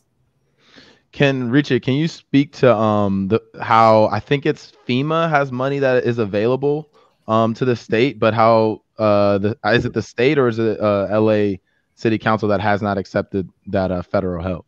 It's for municipalities. And so Los Angeles has, to my knowledge, Eric Garcetti and the city of Los Angeles has not applied to FEMA to be reimbursed. So FEMA has promised to reimburse localities 100% for commandeering hotel rooms to shelter unsheltered people, right? 100%. And the city of Los Angeles is getting like $1.3 billion from the federal government regardless. But also we've heard that the city doesn't have any money to front paying for hotels. Well, there's $3 billion in the police budget, right? And just spent $800,000 on the police in one night for Echo Park. So imagine what $800,000 of hotel rooms, like how many people we could house for a month. Okay, so let's say there's 40,000 unhoused people in LA, $100 a night. That's $400,000. Like it's entirely possible to cut like a small part of the police budget and house people.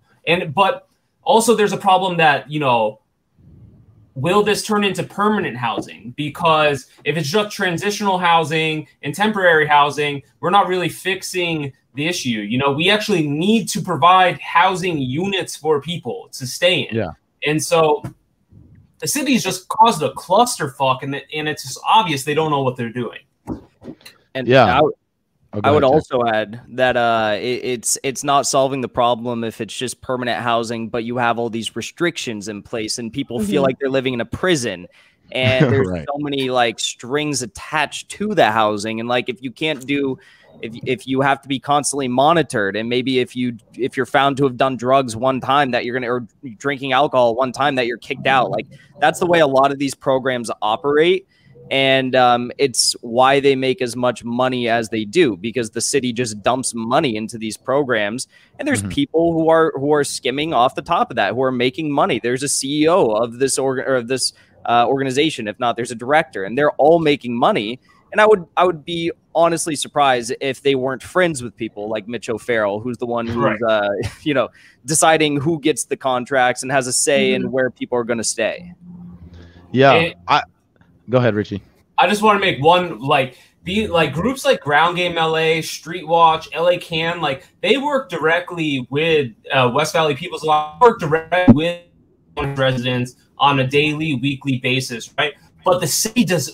They want to call us outside agitators. They want to say we're like radical anarchists. But those groups, if the city would provide those groups with resources, imagine like LA Can has this Eco Hood project where they're building sustainable housing, and it's like it's a Black-led group that knows what they're doing, but the city won't invest in them, right? The city wants to, like Jackson's saying, cut off their friends, make sure the people that they know get the money, they get the programs, they get all of that. But groups like LA Can, Street Watch, and Ground Game, the city doesn't want to work with because we're radical anarchists, you know? Yeah, no, that's what they'll paint you as. And speaking of painting people as things they're not, I think LA, I mean, look, coming from Chicago, I definitely feel this way. When I thought of LA, I thought of more like Hollywood and like Santa Monica areas, right? People don't really understand and know how destitute very, specific blocks of downtown LA are. And all you see in the movies is you see the Hollywoods, you see, the Beverly Hills and Bel Air and those places, but you don't see downtown LA, and you don't see the true impact of these neoliberal policies. That's what everyone on the city council, maybe minus one or two, are neoliberals. They follow conservative economics, and that's how you get 40,000 homeless people in a city like LA that has just insane amounts of revenue coming in every single year. Like, so how do y'all think we should combat that? Because then you get the right wingers who say, what do you want your state to turn into? California? You want it to turn into LA? Look what this radical left, like, that's what they say. And so it's almost like we have to fight LA, and protest and do everything that People City Council is doing. But then you also have to tell the right wingers that that's not actually progressives running that shit. That's people like Eric Garcetti, who, I mean, is neoliberal to the T, was almost in the Biden administration. So, like, how do y'all feel about, like, people's perceptions of LA versus the actual reality of it, especially when you're on the ground fighting it all the time? Yeah, that's a really great question, and I think it's something that I also think about, like, as someone who grew up in LA. So, I kind of like, grew up hearing about these perceptions, but not really understanding it. And I think LA is a really good example of, how the system's not broken, like it's rotten from the bottom to the top. And like every problem that you have on a federal level, like, oh, Biden's not acting enough on X policy, on housing, on economy, all of these things you can see, that failure, especially in LA. Like, exactly, you're pointing out this crisis of neoliberalism that has driven our country, even further off of a cliff, is like you absolutely seen in LA, where you see austerity politics play out, even among really self-proclaimed progressive people, saying like, oh, we make, billions upon billions of dollars in revenue every single year, but we don't have enough money to find 60,000 people homes. It's just, right. You can't believe it at that point. And as hard as it is, to kind of get through to having people understand that this kind of neoliberalism is conservatism, really. Like you're operating within the same classical economy umbrella here, and like John Locke, talk about it. Yeah,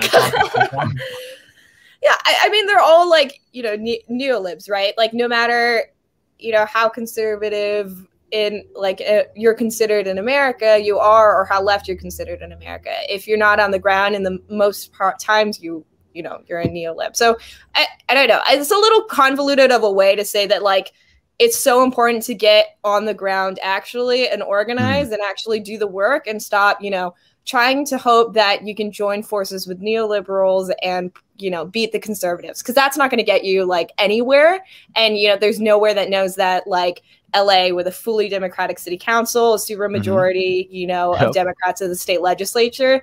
So yeah, Yeah, Richie, is there anything coming up right in the near future that people should know about? Any type of protest that'll be coming up, or any like big decisions that'll be going to be coming up within the city council that we should be kind of making us think about? So tomorrow, you know, there's a special session for city council, but it's not something we're going to go crazy on. But every Wednesday, Black Lives Matter hosts a protest outside of the LAPPL building, which is right in front of the ACLU building. The LAPPL is the LAPD Police Association. So BLM pulls up in front of their office every Wednesday, which is a power move. So we don't fuck with the cops. And, you know, it's to end police associations, also a part of our work with People's Budget to defund the police. And so we'll be out there on Wednesday, but there will surely be things to pull up to Mitch's house about, or excuse me, there will surely be things to pull up sorry, I'm looking up Mitch's address. I'm looking up Mitch's address so I can say it on here. Let them know. 388 Roderick Road. If anyone wants to go to Mitch O'Farrell's house, it's 38 Roderick Road. People City Council is telling you to go there every single day, every second. If you can make it in the middle of the night, Mitch O'Farrell does not deserve one fucking second of peace. He should not leave his house without being afraid to be publicly shamed. He is a fucking evil, evil human being for putting his residents at risk like that. So he does not deserve to go outside and have one fucking second of peace. And show up to his house, make noise, and People City Council will be posting if there's any actions. You know, Street Watch, Ground Game LA, DSA, K-Town, BLM. You know, we will all be posting if there's anything going on. But eventually, we're going to have to burn everything down. Mitch, you're digging your own grave, buddy. He really Let is. them know. Hey, and people will say, "Oh, you're pulling up to their house. That's unacceptable. That's so violent." No. What's violent is spending $1 million in 2 days on police instead of just using that money to give people a fucking house. That's real violence. And what happens to those people is now they're in desperate situations. They're living on the streets, right? And then you get put in that desperate situation. Then there's drugs infused in that. There's violence infused in that. And these are real world, just human beings that we're subjecting to that. And it's a policy choice. And so I appreciate y'all coming on the stream. Is there anything coming up, like, or is there any, I guess, is there a real push on the ground for defunding the police? Like I was at a lot of protests in LA.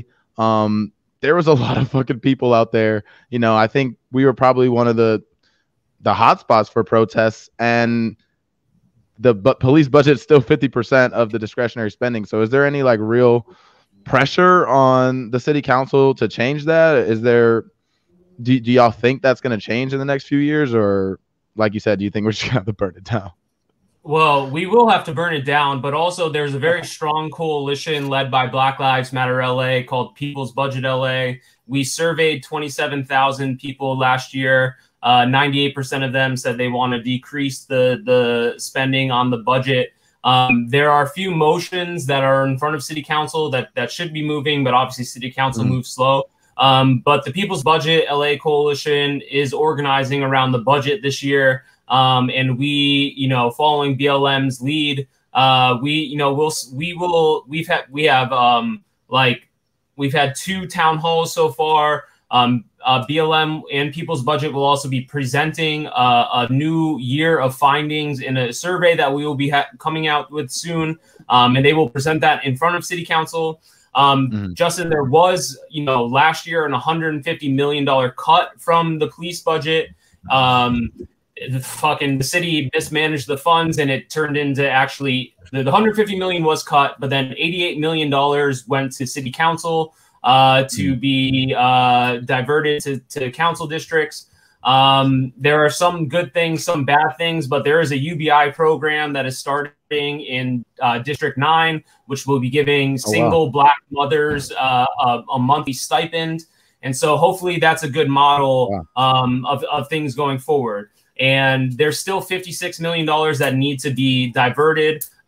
People's City Council is in solidarity with BLM, obviously, through People's Budget. And we are demanding that all $56 million go to Black-led organizations or the Black community, specifically because that's what Mayor Garcetti promised. Mayor Garcetti promised a $250 million cut to Black communities. And then he slid in communities of color. But we're going to keep pushing. There is a push, and all things are connected. And if we need to get into the streets, we will eventually. For sure. Wow. There you go. There you have it. Real people doing the real work on the ground, real activists, you know, trying to protect the unhoused, trying to defund the police. Yeah, doing the real work. I think that's something that I really appreciate, because I know that takes a lot of time, that takes a lot of energy. And someone needs to do it, right? But everyone's not down to do that. But y'all are, you know, out there on the ground leading it. So I really appreciate y'all for coming on. We'll definitely have y'all back on the show. One last time, tell people where they can find y'all. Well, I just want to give one shout out to Ina. Ina's a 20-year-old college student organizer, was holding it down on the front lines on Wednesday, bodied up on the front lines and said, "We're not moving for the fucking cops." 20 years old, all right? Let's go. So that's a real one right there. But I'm not on personally on Twitter, but you can, you know, find me on People City Council Twitter sometimes, but also my name, Richie_Serjanko on Instagram. For sure. Ina? Yeah. Gosh, I'm not as nearly as big of a social media person as Richie. So, you know, I'll plug our website. It's peoplecitycouncil-la.com. Awesome. Thank y'all for coming on. I appreciate it. Yeah, thank you. Jackson, stick around. All right. Good people. Wow, they're dope, man. Yeah. You're so dope. Like that, the amount of energy and effort it takes, like, to, you know, to organize that type of stuff and to always be plugged into everything that's happening on the ground, especially when you have to, you know, live your life. And I'm sure they have their own struggles that they're going through. Like, I just really appreciate that shit, man. Like that's work that not a lot of people want to do. And it's not one that you get a lot of accolades for, you know?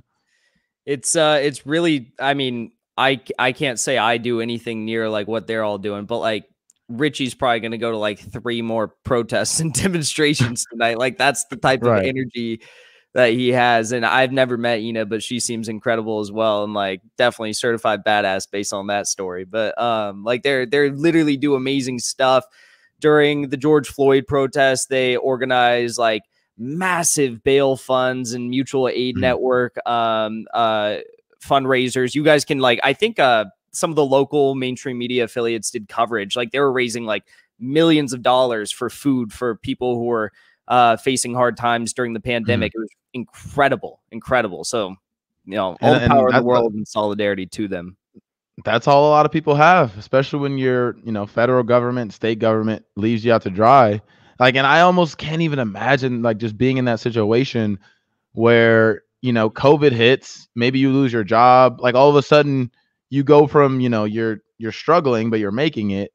Some random virus, once in a 100-year virus hits, and all of a sudden you lose everything. You know what I mean? And without, like you said, without people like Richie and Ina and the work that they do, there's a lot of people that just are shit out of luck. And that's how you get this huge homeless population in Echo Park, right? Yeah. And I mean, for so many people like that I know personally, I'm speaking like anecdotally here, but like I know this is the case with a lot of people who would like face the most difficult times during COVID. What happened was like there were all these major gaps in the California unemployment system. And fortunately, I didn't deal with that. When I was let go at the start of the pandemic from my job, I was working as a barista. Like I was on the unemployment like immediately. And I was one of the first people to lose their job in the wave of unemployment. So it was really easy for me. But for so many people, like they lost their jobs and then nothing from the government that they've paid taxes into for their entire lives. Right. Yeah. People look at what's happening in LA with tents on every street downtown, and they're like, how could this be? Like, look, are these people all just like, they're not working? They're not like drug addict. People? Yeah. It's like, no, the government literally failed them again. Right. And when you relegate people to living on the margins by paying them starvation wages and poverty wages, when something like this hits, You know, what the fuck do you think's gonna happen? Like, they didn't. I mean, the fact that before the pandemic, like, what was it, some crazy amount, like 50-60% of people couldn't afford like a $400 emergency. Yep. And then you don't get shit from your government. Like you said, there were lapses in unemployment. Some people never got the stimulus checks. Like, this is literally is a failed state. Like, we cannot take care of our own citizens. We actually, not that we can't, we just refuse to. Yeah. I mean, even Venezuela they have the program called the CLAP program, in which throughout this pandemic, they've been able to provide 2 massive boxes of food per month to 6 million Venezuelan families. If I'm not mistaken, I think it's 6 million or 8 million families. So it's like, if Venezuela, who's dealing with probably one of the greatest economic crises on the planet today, can do that, what are we doing? You know, right. Like, we're the richest planet in global history, and we can't even get unemployment insurance or food stamps out to our country. Yeah, man, that's just frustrating. It's almost like, the way I think about it is, if you don't laugh, you'll cry, because the shit really is sad, and these are real people's lives that are affected by this. And it always frustrates me, especially on a federal, national level, how, we just throw numbers around, and it's just like, people really just become a number. You know what I mean? Like, even the child poverty stat, which is bullshit, that it's going to alleviate half of child poverty. That's complete bullshit. But even take it at its word. So you're saying the other 50%, are just a number to you. You don't care about them. Yeah. You don't care if they're in poverty and, they're in the richest country in the world, and they see Jeff Bezos or, all these other rich billionaires going on their boats, their yachts for 2 months, waiting out the pandemic while they can't even afford food. Yeah. It was like it's hard. It's a hard reality to live in, Yeah. It was like when, Hickenlooper was running for president, and he kept on, like, every single debate he did, I think he was the governor of Colorado, if I'm not mistaken. I think he was a governor. And he kept going out, and I remember Kyle Kalinske kept covering it, and I was dying laughing every time, because Hickenlooper would go out on the debate stage and be like, yes, we've guaranteed healthcare to like 70% of our state. Isn't that incredible? And he'd get like a big round of applause. And I'm like, why is anyone clapping for this? Like, every other country is guaranteed healthcare to 100% of their populace. And like, we're clapping for 30% of people not having healthcare in this state. It's insane how far to the right the Overton window is in this country. Yeah. And I mean, you see that what stood out to me was how the left and progressives, when it came to this last reconciliation bill, were doing that exact thing. They were operating within the Overton window just of the United States, as if these other countries weren't completely subsidizing people's wages through the duration of the pandemic. Yep. Right. And we're over here fighting for $1,400. And then you get the $1,400, and then you get progressives saying that this is some win. Are you literally fucking kidding me? Yeah. Like, the amount that this is not gonna help people, like, actually, they call it the American Rescue Plan. What I say is, it might rescue you back to the point you were at before COVID. And for a lot of people, it's not even gonna do that. And that's struggling, living paycheck to paycheck. And now people are gonna be in mountains of credit card debt. I mean, it's just, this system is failing in real time, and it doesn't really feel like a lot of people are prepared for the true, like, economic and, real world impact that this is going to have, especially once, like, September, October, November hits, and a lot of these temporary measures aren't there anymore.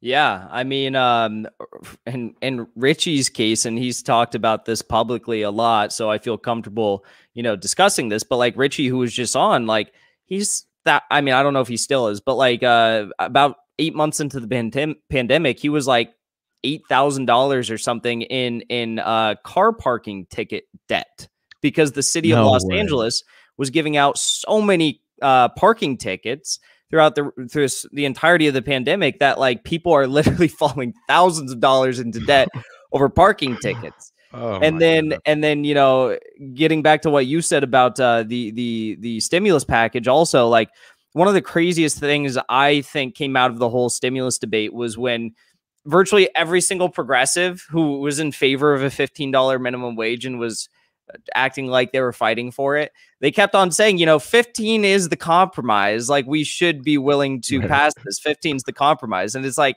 if 15 is the compromise and you're supposed to be the lefties, why aren't you fighting for $25 minimum wage by whatever year? You know, it's like, why are you accepting the compromise? If you go to the table, the negotiating table with the compromise, then you know you're going to end up with less than the compromise, which I'm going to be honest is probably going to happen. I would be surprised if any minimum wage increase does pass. If it was more than $11, I would be surprised.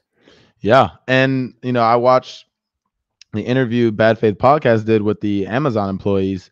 And what he was saying, you know, this is in Bessemer, Alabama. This guy's saying, you know, yeah, Amazon, they run around touting their $15 minimum wage as if we're not still, you know, scraping by and struggling. And then I sat there and I really thought about it. I'm like, holy shit, bro. We're literally, we're fighting for a $15 minimum wage, which is in most places you still can't even live off that. And that was in the bill was by 2026. Like this is not good. This is not a good place we're in this country, especially when, you know, the left party is fighting for something, or the left party. There is no left party. The left group in Congress is fighting for something that really is not even close to sufficient enough. Yeah, definitely not. And also some other crazy, shocking numbers surrounding the minimum wage is that the national minimum wage for tipped employees. So if you make tips, your minimum wage at its lowest could be $2.13 per hour. And then the national regular minimum wage, which everyone knows, is $7.25 per hour, which is still wild. Not even that much more. It's wild to think about that. I mean, especially when you put it in perspective, if you have grandparents who used to be able to work like, you know, 5 days a week and have more than enough to live a happy life, buy a home, put their kids in college, you know, all that stuff, and compare that to now, like our standard of living is so much worse than our grandparents. It's wild. Oh, it's not even close.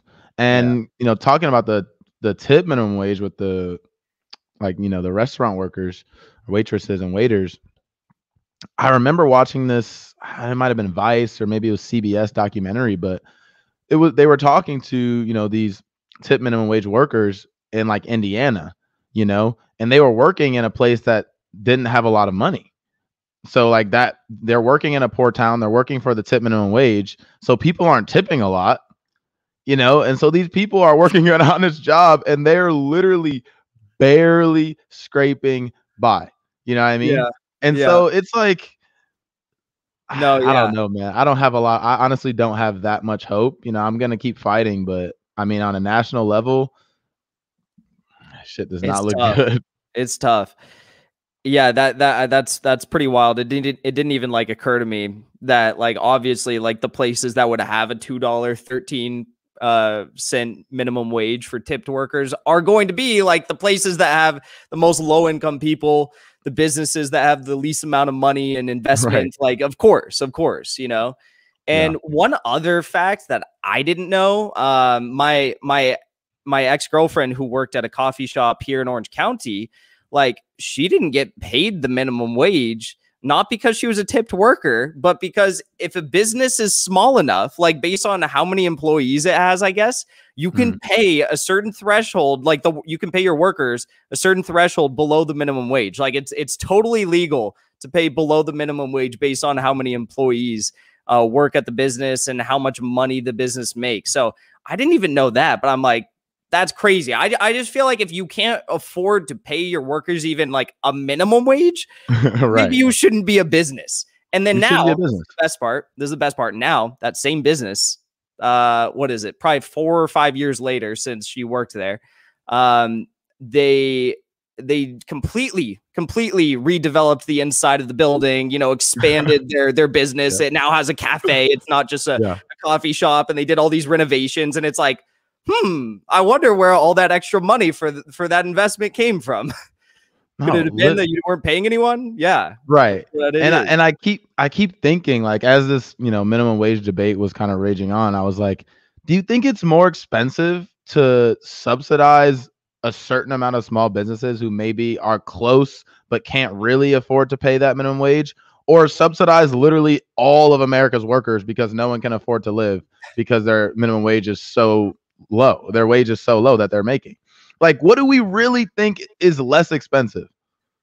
And it's like no one even ever fucking talks about that.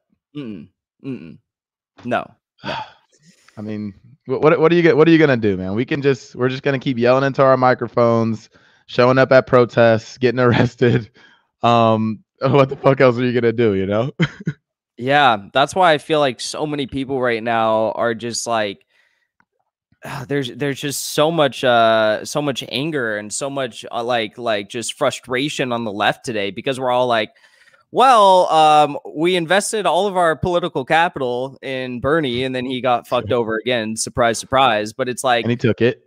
Yeah. And then he did nothing with it. So it's like, that's the problem also with having these hierarchical, like, political movements, right? Yeah. Because if one thing happens to the person at the top, or the person at the top has a change of heart or sells out, then you're left with nothing. You're left in a worse position than where you started, because now no one has any morale to fight, you know? So it really is a difficult time that we're facing on the left. And I feel as though there are a ton of great, like, actual honest voices on the left today, people that we bring on our shows. Yeah. But there's really not a lot in public office. And the only ones I can think of that I even like in public office, you know, they're constantly getting like the hammer from the corporate establishment or the media establishment or the political establishment.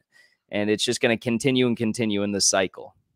Yeah. And I think even the organizations that a lot of people put a lot of faith in, and we saw that through Force the Vote, a lot of the organizations that people are members of, people give money to, people like all these things people support are, you know, they have these relationships with the politicians.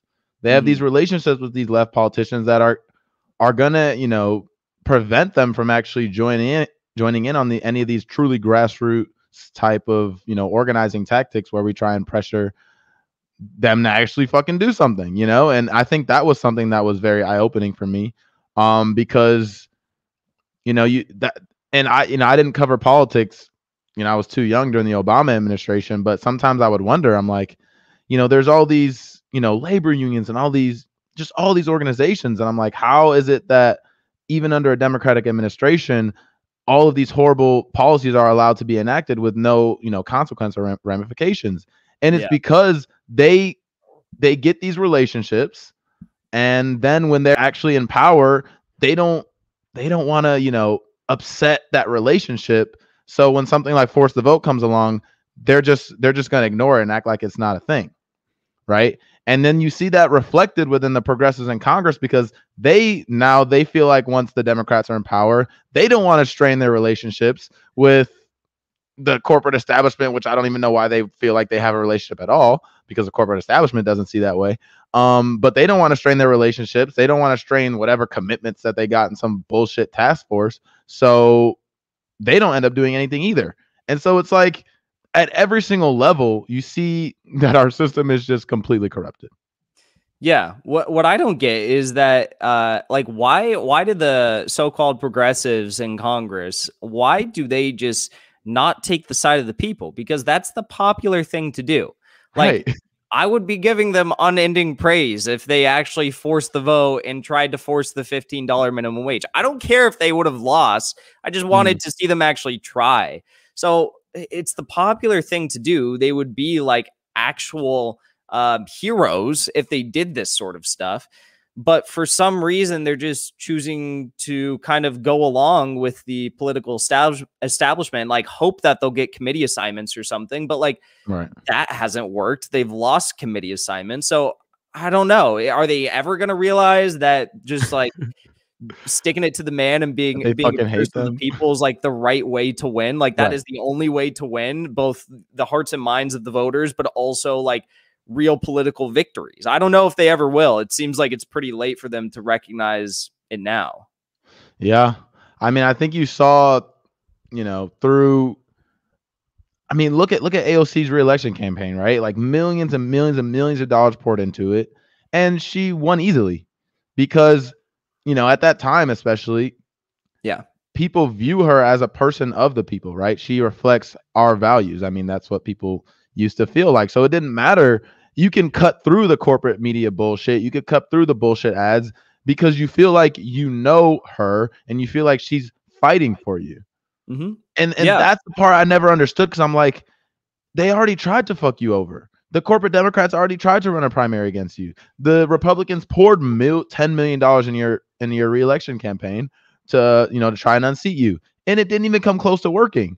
So you should be staunch in your views, in your ideology, and you should never waver from that, because that's literally what's going to get you reelected every single time.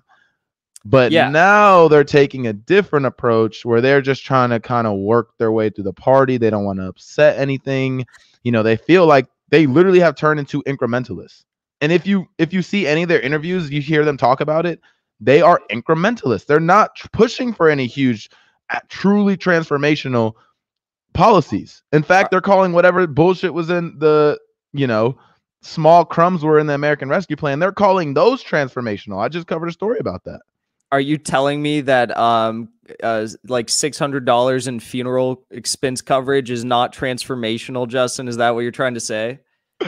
I guess not.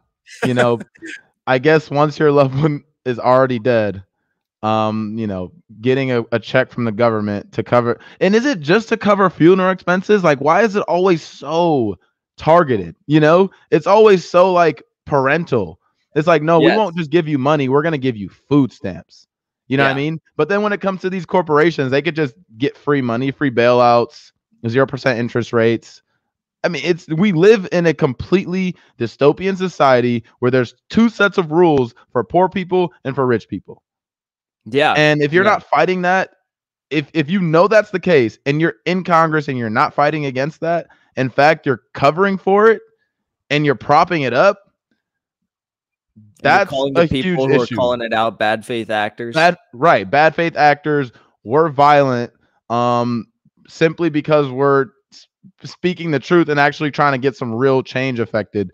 And we were excited about you getting in there. We organized already. We got Medicare for all up to, you know, 90% approval rate in the Democratic Party. We got $15 minimum wage to 70% approval rating across the country. We got y'all a coalition of over 20 progressives. Like, what more do y'all need to actually, you know, hold up a single bill and say, unless you put this in the bill, I'm not voting for it? Like, literally, what more do you need? I don't know, because Pramila Jayapal just reintroduced the Medicare for All bill. I know you talked about this. You did coverage on this, and she reintroduced that bill in the House. And somehow, after we got new progressives in the House, new Medicare for All supporting Congress people in the House, there's actually, I think it's 5 or 6 less co-sponsors on that bill than there was in 2019. So it's like, we went, okay, so in 2019, we had 219 co-sponsors or whatever. Now we have like 213. How the hell does that math add up? Like, we got more progressives. Not a single Medicare for All supporting candidate lost their primary in 2019, 2020. So I just don't understand how this stuff happens. And then you have not just AOC, but really all of them coming out, but most notably AOC. She always likes to say this on her live streams, that we don't have enough progressives to command the narrative in Congress. It's like, yes, you do. David Sirota is even pointing it out that you do. You do. Right. You have like at least 10 that'll be there at any given moment for any bill.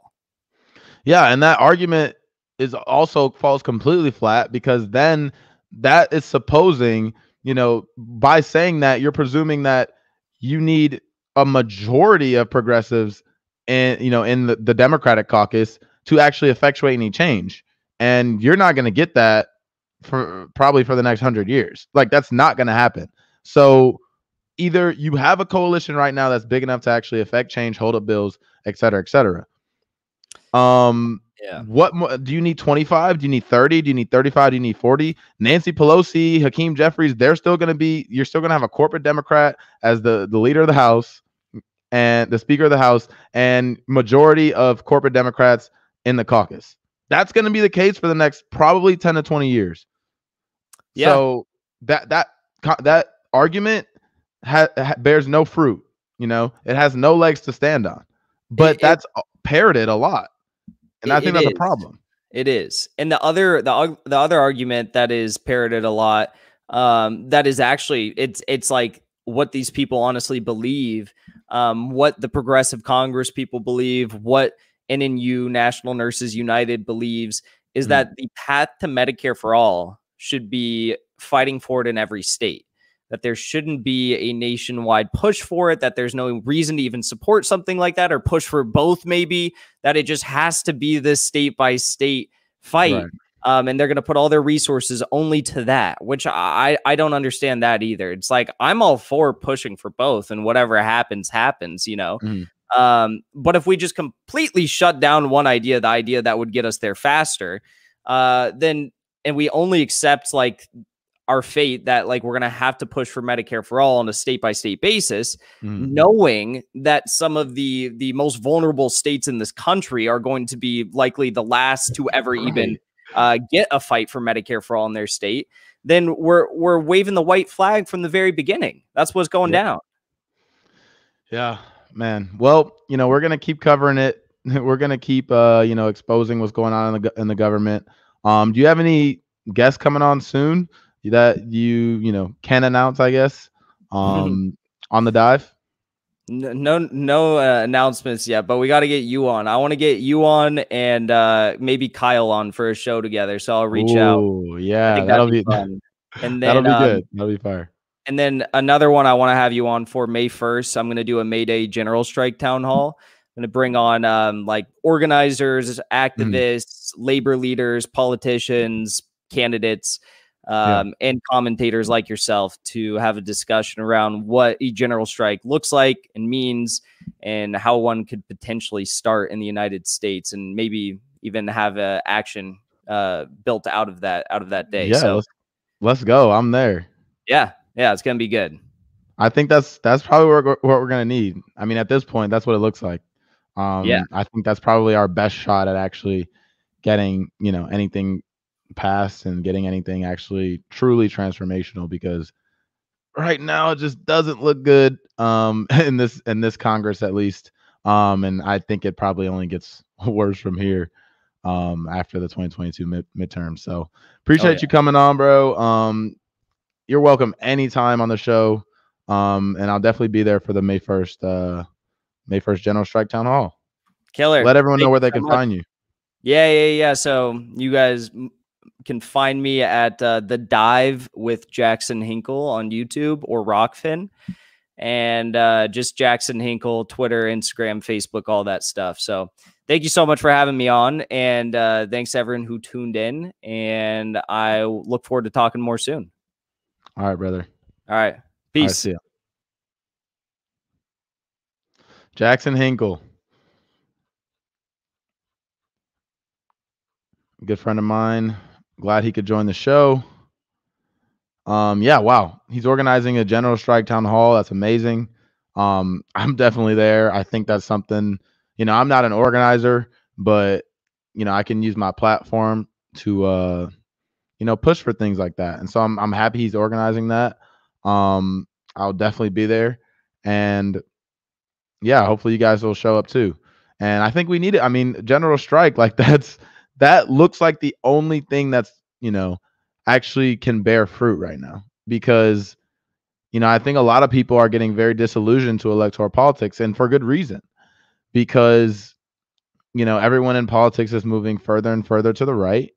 And, you know, something like the $15 minimum wage is not your red line, which we found out, you know, with progressives, that wasn't a red line. Then, you know, we really are in a state where we don't have anyone representing us that's truly of the left. Like, if $15 minimum wage was not your red line, I don't know what to say. It leaves me speechless. Because there was another member of the Democratic caucus, a moderate member, who that was his red line. He said, I can't support this bill. He was the only one.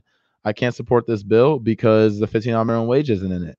And if he's a, you know, moderate to conservative Democrat, on that specific issue, who's to the left of him on that?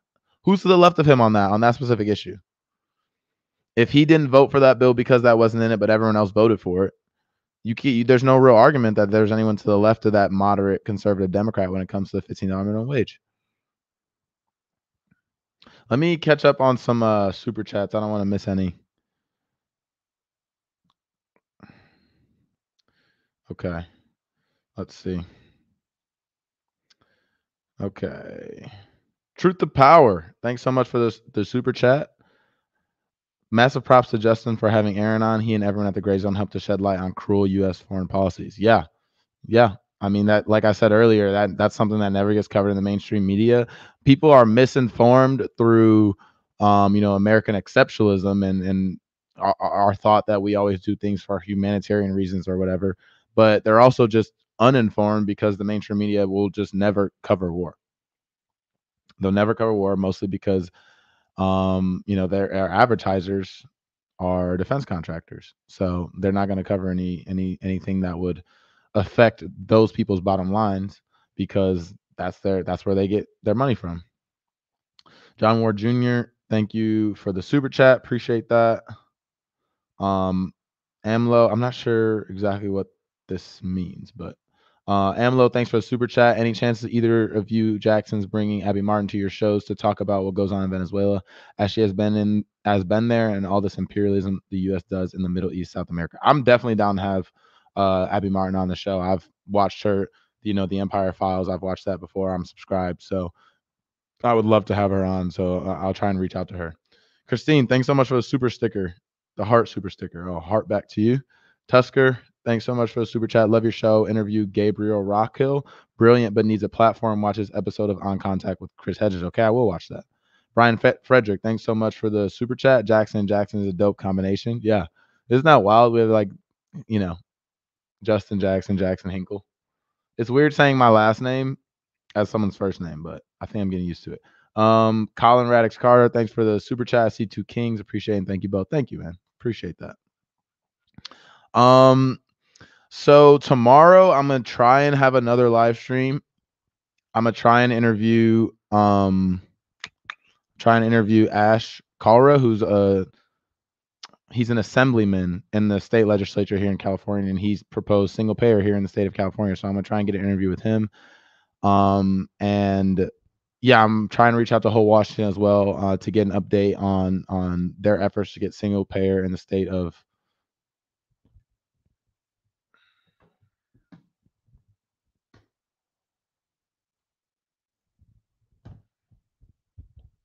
My bad.